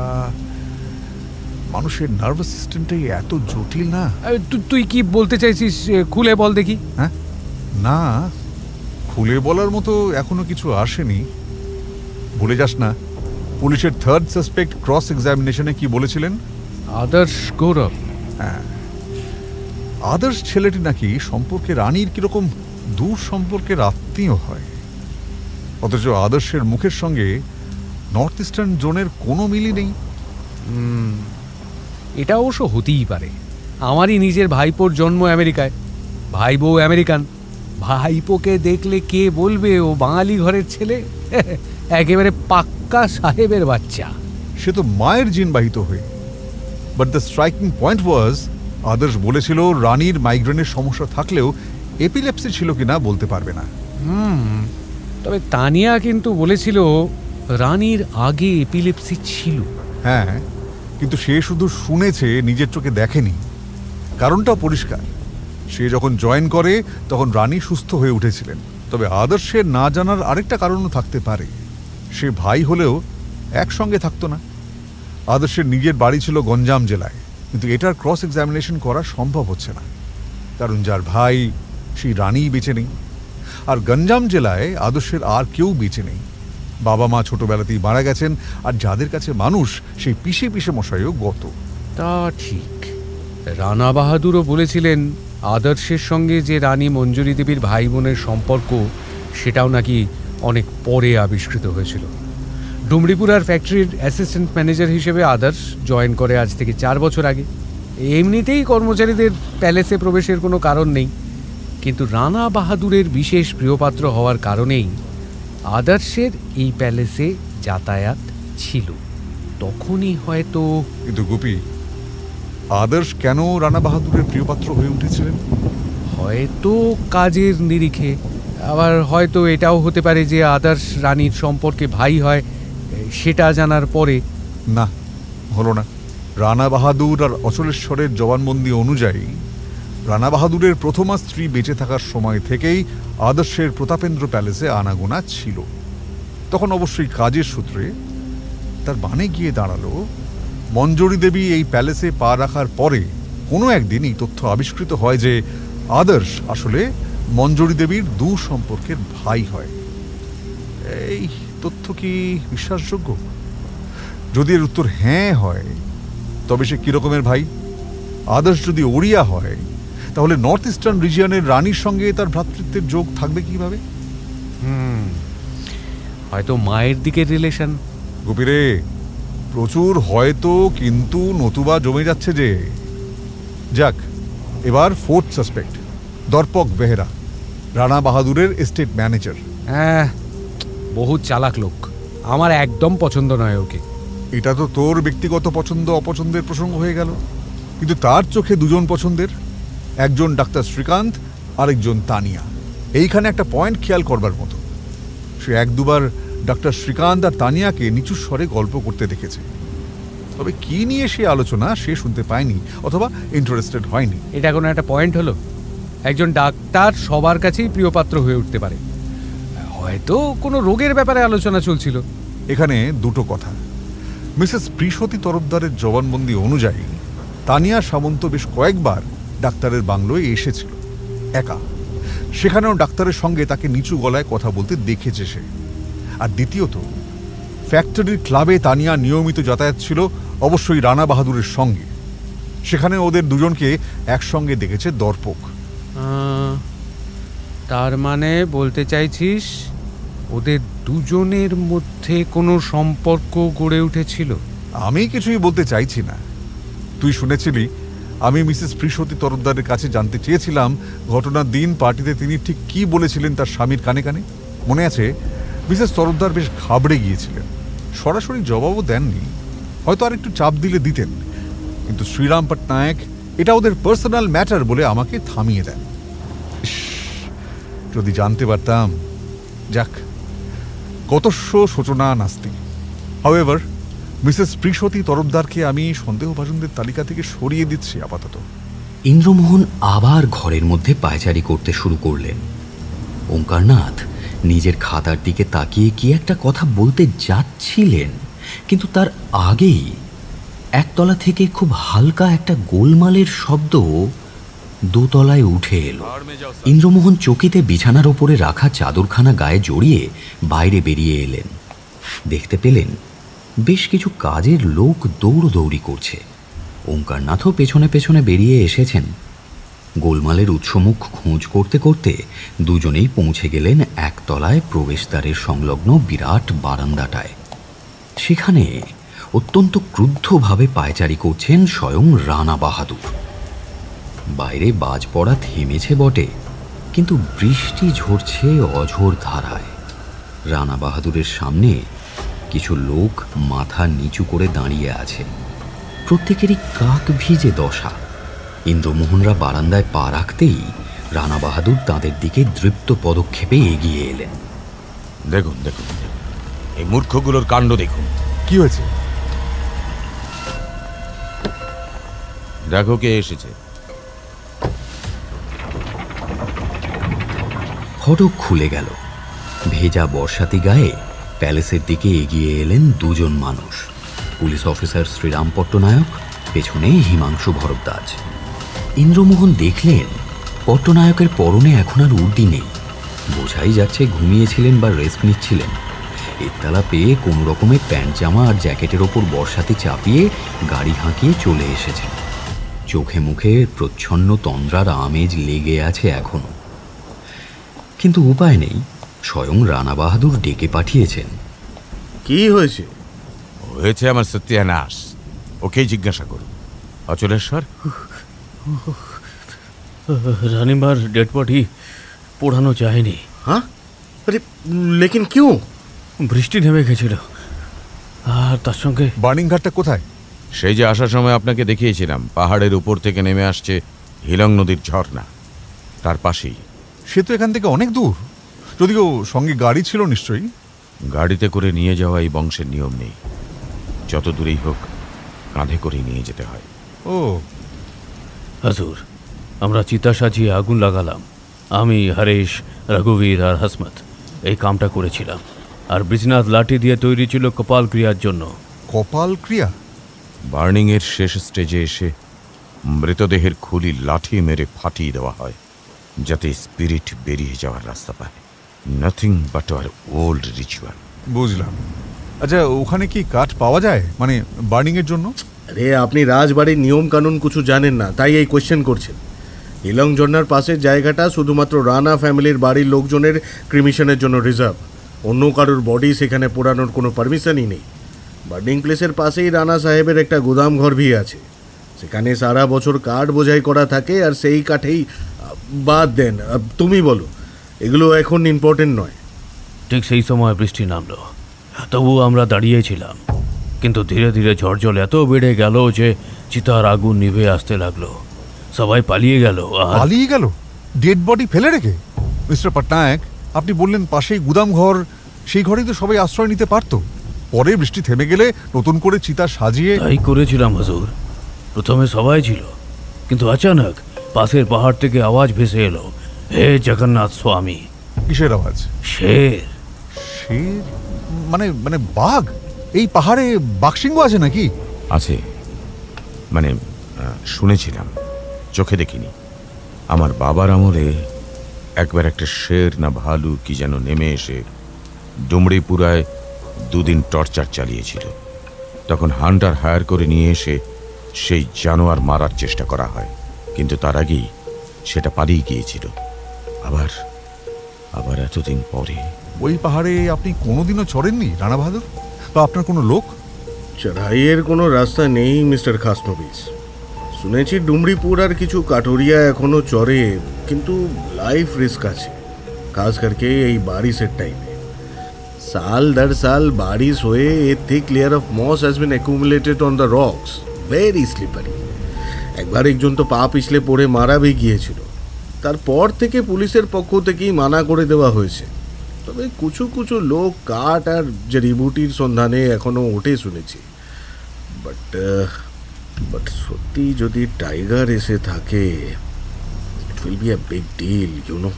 কিন্তু পটনায়কজি, আমার পয়েন্টটা ক্লিয়ার হলো না তো। যদি বৃষ্টি নামে বা শের ভালু চলে আসে, তাহলে তো গুদাম ঘরেই আশ্রয় নিতে পারতো সবাই। গুদাম ঘরে দরজা নেই? আছে হুজুর। তাহলে ডেড বডি ফেলে পালিয়ে আসার দরকার কি ছিল? এটাই তো বলছি আমি তখন থেকে। যত সব ডারপোকের দল, সব কটাকে আজই ভাগিয়ে দেবো। সব ভাগ গে, মগর সির্ফ আমি পালাইনি হুজুর। আমি ওই ঘরে ঢুকে বসেছিলাম, ওদেরকেও বলেছিলাম, কিন্তু কেউ আমার কথা শুনলো না। বারিশ একটু কমলে আমি বাইরে বেরিয়েছিলাম, কিন্তু রানীমাকে আর দেখতে পাইনি। ও চিতা খালি থা। হে জগন্নাথ স্বামী, তার মানে ও জানোয়ারটা রানীমাকে, আর তুমি সেই জানোয়ারটাকে দেখতে পেয়েছিলে? না হুজুর, তবে ও গর্জন শুনেছিলাম গুদাম ঘরে বসে বসে। পরে গর্জন বন্ধ হয়ে গেলে দরজা খুলে আমি বাইরে বেরিয়ে এসেছিলাম। তারপর রানীমাকে অনেক খোঁজাখুঁজি করে আমি ফিরে এসেছি হুজুর। দারপাক, হুকুম করুন রানাজি। কাল সকাল হলেই তুমি যাবে ওখানে। দরকার হলে আমার ফ্যাক্টরি থেকে লোক নিয়ে যাবে। আর কিছু বলতে হবে? যেভাবেই হোক তোমাদের রানীমাকে আমার চাই, উন্ডেড অর ইনট্যাক্ট। আমি ঘরে যাচ্ছি। এক মিনিট রানা বাহাদুর, রানীমাকে নিয়ে যারা গিয়েছিল তারা সবাই ফিরেছে? হুজুর, ব্রিজনাথকে দেখছি না। তাই তো, ব্রিজনাথ ভি ভেগেছিল নাকি? জি হুজুর। তাহলে হয়তো আগেই প্যালেসে পৌঁছে নিজের ঘরে চলে গেছে। যা ভিজে গেছো তোমরা। অচলেশ্বর একজনকে কিছু বলতেই সে দৌড়ে গেল। একটু পরেই ফিরে এলো হাঁপাতে হাঁপাতে। অচলেশ্বরের কানে কি যেন বলল সে। ব্রিজনাথ ঘরে নাই হুজুর। হ্যাঁ? আরে ওকেও বাঘে ধরে নিয়ে গেল নাকি? সেটা হবে না, কারণ যদি তর্কের খাতিরে ধরেও নি রানী মঞ্জরী দেবীর দেহটাকে বাঘে তুলে নিয়ে গেছে, তাহলে তো আরেকজনকে সে আক্রমণ করার সুযোগ পাবে না। কারণ ঘটনার শুরুতেই সবার সঙ্গে ব্রিজনাথও স্থান ত্যাগ করেছিল, কিন্তু সে গেল কোথায়? ভাড় মে যাও সব। ইন্দ্রমোহন মনে মনে হাসলেন। মালিক আর কবে নৌকারের ব্যাপারে বিশেষ খোঁজ খবর নিয়েছে। ইন্দ্রমোহন কিছু একটা ভাবছিলেন। হিমাংশু ভরদ্বাজ জিজ্ঞেস করলেন, আপনি কিছু ভাবছেন মিস্টার খাসনবিস? ভাবছি ব্রিজনাথ গেল কোথায়। আমরা ব্যস্ত রানীমার খুনিকে ধরতে, আর আপনি। হিমাংশু বাবু, শেকড় যদি শক্ত পাথরে বাধা পায়, তাহলে সেই গাছ বেশি বাড়তে পারে না। इसका मतलब আপনি বলছেন যে রানীমার কিলার ব্রিজনাথ ভি হতে পারে? আরে না না, ওসব কিছু বলছি না। আমি জাস্ট ভাবছি লোকটা এখনো ফিরছে না কেন। আরেকটা প্রশ্ন, যদি পাহাড় আর এপারের জমির মধ্যে দিয়ে হিলং নদী বয়ে যায়, তাহলে বাঘ সেটা পেরোলো কি করে? সাঁতরে? আরে নদী পেরোতে যাবে কেন? পাহাড়ের একটা জায়গায় ঝর্ণা নেমেছে, সব জায়গা দিয়ে তো নয়। তবু আপনি কিন্তু বলেছিলেন পাহাড়ের ঢাল ভেরি স্লিপারি। ওটা দু পেয়েদের জন্য অ্যাপ্লিকেবল মিস্টার খাসনবিস। জানোয়াররা সব পারে, জলে স্পিড না থাকলে সাঁতরেও আসতে পারে। আর ব্রিজনাথের ব্যাপারটা ভেরি সিম্পল খাসনবিস জি। ব্রিজনাথ এই প্যালেসে এসেছিল রানীমার সঙ্গে। এতদিন রাজবাড়িতে কোনো মৃত্যুর ঘটনা भी দেখেনি, তাই হিলং নদীর ধারে যাওয়ার প্রশ্নই ছিল না তার। আজ पहली बार गया था। अनजान रास्ता, चारों तरफ अंधेरा, बारिश, ওই তো দিক বিদিক জ্ঞান শূন্য হয়ে দৌড়াতে গিয়ে রাস্তা হারিয়ে ফেলেছে। কাল সকালের মধ্যেই ফিরে আসবে, যাবে আর কোথায়? হ্যাঁ হুজুর, ব্রিজনাথ 2-4 দিন আগেও গিয়েছিল ওখানে। আরে এই কথা আগে বলতে পারোনি? কেন গিয়েছিল? ওর তো বিশেষ কোনো কাজ থাকতো না। ওই রানিমা 2-4টে বাইরে 5 মাস কাটা ছাড়া দেখতাম ও মাঝে মধ্যেই প্যালেসের বাইরে যায়। আমি জিজ্ঞাসা করেছিলাম, বলতো 4-5টা ঘুরে ঘুরে দেখে। 2-4 दिन पहले এসে আমাকে বলল যে সে দুপুরে হিলং নদীর ধারে গিয়েছিল। লোকের মুখে শুনেছে বহুত খুবসুরত জায়গা, তাই আর কি। আবার ও শামকে পেহলেও ফিরেও এসেছিল। আর রাস্তা হারাবার কোনো কারণ নেই হুজুর, এখান থেকেই তো দেখা যায় হিলং পাহাড়। সেটাকে লক্ষ্য রেখে সিধা এগোলেই পাওয়া যায়। তাহলে ফিরে আসবে। সো মিস্টার পটনায়ক, প্রাইমারি লেভেলে কেস তো সলভ করেই ফেলেছেন আপনারা। সাসপেক্টেড মার্ডারার হলো আদর্শ গৌরব, তাই তো? তাই তাকে হেফাজতে নিয়েছেন আপনারা। সে তো বটেই, তবে ইনভেস্টিগেশন और भी चलेगा। পুলিশের নিজস্ব কিছু তরিকা আছে, লেকিন একদম কনফার্ম না হয়ে কোর্ট কচেরির ব্যাপার, বুঝতেই তো পারছেন। এদিকে রানিমার কাজও তো এক প্রকার শেষই হয়ে গেল বলা যায়। তাহলে আমরা আর কেন রানা বাহাদুরের গলগ্রহ হয়ে থাকি? না হয় কাল সকালেই, অবশ্য absolutely with your due permission. কিন্তু আপনার কোনো স্পেশাল ডিটেকশন তো আমার শোনা হলো না। এখন অবধি তো শোনাবার মতো কিছু নেই আমার হাতে। ইন দ্যাট কেস বলাই যায়, মানে বেসিক্যালি আপনার কোনো কাজ নেই এখানে। হিমাংশুর কথায় আমি আপনার ভ্যালুয়েবল কিছু অ্যাডভাইসের ওয়েট করছিলাম, সেটা যখন... তুই থাম ইন্দ্রমোহন বাবু, আপনি ঠিক করে বলুন তো, আপনার কি মনে হয় আদর্শই খুন করেছে? আমার পার্সোনাল ওপিনিয়ন হলো এখনই লাস্ট ডিসিশন নেওয়ার সময় আসেনি। আচ্ছা পটনায়কজি, আমি কি আদর্শের সঙ্গে একবার কথা বলতে পারি? বলবেন? আচ্ছা, কাল সকালে একবার থানায় আসেন, কিন্তু তার আগে স্পেশাল পারমিশন করাতে হবে আমায়, মানে একজন সিভিলিয়ান। থ্যাঙ্কস এ লট। আর এই প্রতাপেন্দ্র প্যালেসের কয়েকজনের সঙ্গেও আমি আরেকবার কথা বলতে চাই, জাস্ট নিজের স্যাটিসফ্যাকশনের জন্য, আর কিছু না। বেশ, তবে রানাজিকে ডিস্টার্ব করবেন না প্লিজ। আপনি এক কাজ করেন, কাল সবেরে 10টার পরে থানায় চলে আসেন, আর আমি ফোন করে দেব রানাজিকে, সব ব্যবস্থা হয়ে যাবে। দেখেন কি নয়া ইনফরমেশন বার করতে পারেন আপনি। জানেন তো উড়িষ্যা পুলিশ ডিপার্টমেন্ট একদম ফুল ফোর্স নিয়ে নেমে পড়েছে। কাল ভুবনেশ্বর থেকে স্পেশাল টিম ভি আসছে, বুঝতেই তো পারছেন, রানাজির ওয়াইফ বলে কথা। সে তো নিশ্চয়ই। আচ্ছা, শুভরাত্রি। 1 মিনিট, আপনার তো মোবাইল নেই, দরকারে আপনার সঙ্গে যোগাযোগ করব কি করে? ওঙ্কার, ওকে তোর নাম্বারটা দিয়ে দে, তুইও নিয়ে নে হিমাংশু বাবুর নাম্বার।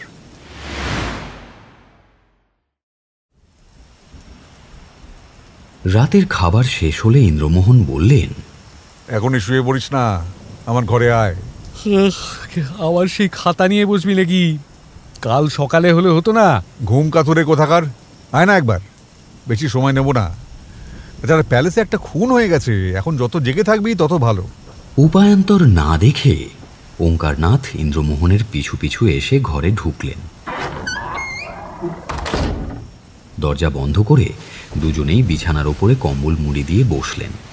তোর ব্রিজনাথের জবানবন্দিটা মনে আছে? লোকটা কিন্তু সবই সত্যি কথা বলেছে, দুটো ব্যাপার ছাড়া।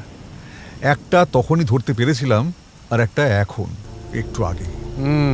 ওই ব্রিজনাথকেই আমি ব্রিজনারায়ণ, ব্রিজমোহন কী সব নামে রেফার করেছিলাম তোর কাছে। রানী মঞ্জরি দেব গোস্বামীর সঙ্গে তোর কখনো কথা হয়েছে? মাথা খারাপ, আমার সঙ্গে তিনি কেন কথা বলবেন? আরে শুধু আমার সঙ্গে কেন, দর্পক বলেছিল বাইরের কারো সঙ্গেই নাকি রানী কথা বলেন না, এক্সেপ্ট ডক্টর শ্রীকান্ত আর 2-4টে লোক বাদে। কেন? দেখ, মনে কর হিন্দি এখন কম বেশি প্রায় সবাই বলতে পারে, মানে ইন্ডিয়ার অর্ধেক লোক তো বটে, ভাঙা ভাঙা হলেও। কিন্তু ডিস্ট্রিক্ট টু ডিস্ট্রিক্ট উচ্চারণ যে কোনো ল্যাঙ্গুয়েজের, এমনকি বিহারের হিন্দি উচ্চারণের সঙ্গে উত্তরপ্রদেশের উচ্চারণ আলাদা। তুই যতই কন্নড় ল্যাঙ্গুয়েজে মাস্টার হয়ে উঠিস, অ্যাকচুয়াল কন্নড়বাসীদের মতো উচ্চারণ করতে পারবি না। তবে বাঙালিদের হিন্দি উচ্চারণ বরাবরই একটু উঁচু দরের। শুনলে যে কোনো হিন্দি জানা লোকই বলবে, হ্যাঁ দাদা বাংলাতেই বলুন, বুঝতে পারবো। সেটাই স্বাভাবিক, এর মধ্যে দোষের কিছু নেই। খেয়াল করে দেখবি ইন্ডিয়ার নর্থ ইস্টার্ন রিজিয়নের লোকজনের উচ্চারণ বাকিদের থেকে আলাদা। আমার প্রশ্নের উত্তরে বৃজনাথ জানিয়েছিল সে জন্মসূত্রে নেপালের লোক, তবে উড়িষ্যায় আছে বর্তমানে, তাও দীর্ঘকাল। আগে রানীর বাড়িতে কাজ করত, রানীর সঙ্গে ডুমরিপুরায় চলে আসে। ও ভুলে গেছে নেপালের লোকদের হিন্দি উচ্চারণও আলাদা। চীনা আর জাপানিদের দেখতে অবভিয়াসলি বাইরের পৃথিবীর লোকের কাছে প্রায় একরকম হলেও এক নয়। কিন্তু বৃজনাথের হিন্দি উচ্চারণ পাক্কা নর্থ ইস্টার্ন রিজিয়নের, 100-এর উপরে হরকাচ্ছিল। সেকেন্ডলি, বৃজনাথ বলেছিল ও এখানে এসে ইস্তক প্যালেসের বাইরে কোথাও যায়নি। সেটা যে মিথ্যে এবার বোঝা গেল।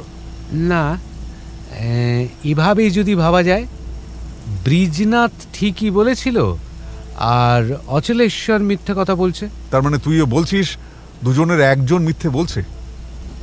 কিন্তু কেন? এই জন্যই তো আমি রাজি হই না। কিসের কথা বলছিস? এই যে এইসব কেস ফেস, পুলিশ মাথা ঘামাচ্ছে, ভেরি গুড, এটা তাদের ডিউটি, কিন্তু আমাকেও ঘামাতে হচ্ছে কেন? পুরো ব্যাপারটা আমি দেখছি শুধুমাত্র হিমাংশু বাবুর অনুরোধে। তুই একটা ব্যাপার খেয়াল করেছিস, রানা বাহাদুর কিন্তু নিজে একবারও আমাকে কোনো অনুরোধ করেননি। দেববাবুর কথা ছাড়, লোকটার কপালটাই খারাপ, দ্বিতীয় বউটাও গেল। আর সবচেয়ে স্ট্রাইকিং পয়েন্ট কি লিখেছে জানিস? রান্নাঘরের দায়িত্বে থাকা মানে হেড কুক মিনিমান লালুর জবানবন্দি। বাপ রে, খাসি উপজাতির লোক আমি এই প্রথম দেখলাম। এসেই হুড়হুড় হুড়হুড় করে কথা বলে যাচ্ছিল।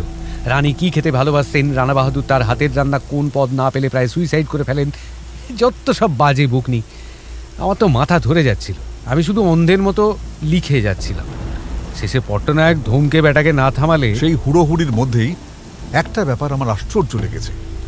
কেন জানি না মনে হচ্ছে ওই হেড কুকটা অনেক কিছু জানে। ডিপার্টমেন্টে থাকার সময় তুই জানিস ম্যাক্সিমাম ল ব্রেকারকে আমিই জেরা করতাম, করতে করতে আমার একটা ওই মতন হয়ে গেছে। সে এটা আমার চাইতে ভালো আর কে জানে। But are you sure Indra? 100% নিশ্চিত কি করে বলি, তবে ওর মুখ চোখ বলে দিচ্ছিল মোস্ট প্রবাবলি ও ভয় মুখ খুলছে না। আইদার রানা বাহাদুর আর পুলিশ, এদের কাছে মুখ ফসকে কিছু বলে ফেললে সে নিজে যদি ফেসে যায়, এই ভয়। PCF, public's common fear. সেটা সত্যি, বেশিরভাগ পাবলিকের কাছেই যেন তেন প্রকারেণও ফেঁসে যাওয়ার আতঙ্কটা কাজ করে। কিন্তু কি জানে লালু যেটা সহজে পেট থেকে বেরোচ্ছে না? বলা মুশকিল। কাজের মেয়েগুলোকেও দেখেছিলি, ভয় কথাই বলতে পারছিল না। হয়তো তোর কথাই সত্যি। আমি তো, আমাকে 4 জনের সঙ্গে আবার কথা বলতে হবে পার্সোনালি। তুই ব্যবস্থা করে দিতে পারবি? কার কার সাথে? রীতা রানী পান্ডা, সেবন্তী সাহু, মিনিমান লালু আর তোর দেববাবু মানে রানা বাহাদুর। আরও একজনের সঙ্গে কথা বলতে পারলে ভালো হয়। তিনি হলেন মিসেস প্রিসতী তরফদার। মিসেস তরফদারের ব্যাপারে কথা দিতে পারছি না ভাই, বাকিদের জন্য আমি চেষ্টা করছি। এবার যাই। যা। অন্যমনস্কভাবে উত্তর দিয়ে ইন্দ্রমোহন খাম থেকে পোস্টমর্টেম রিপোর্টটা বের করে প্রথম থেকে পড়তে শুরু করলেন। ওঙ্কারনাথও কোনো কথা না বলে খাট থেকে নেমে ধীর পায়ে বেরিয়ে নিজের ঘরে সেঁধিয়ে গেলেন। কিন্তু বেশিক্ষণের বিরতি নয়। ওঙ্কারনাথ সবে দাঁত ব্রাশ করে শোয়ার বন্দোবস্ত করছেন, এমন সময় দরজায় মুহুর্মুহু টোকা।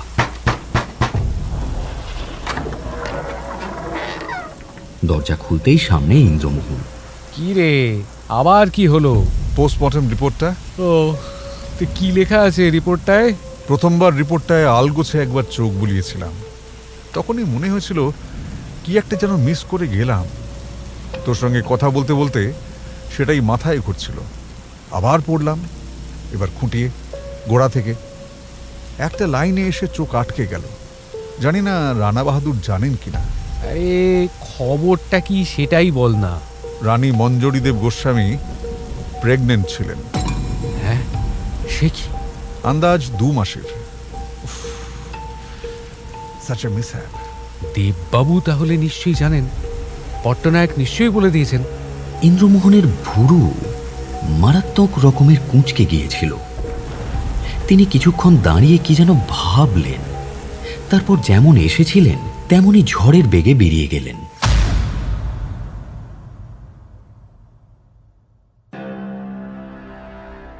এতক্ষণ আপনি শুনছিলেন অজিতেশ নাগের কাহিনী, গোয়েন্দা ইন্দ্রমোহন ও ডুমুরিপুরার ঘটনা, প্রথম পর্ব, only on radio Milan audio story.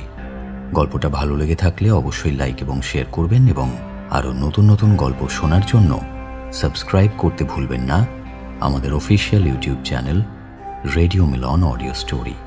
এই গল্পের অন্তিম পর্ব আপনি শুনতে পাবেন আগামী রবিবার দুপুর 2:30টায়। শুনতে থাকুন রেডিও মিলন অডিও স্টোরি।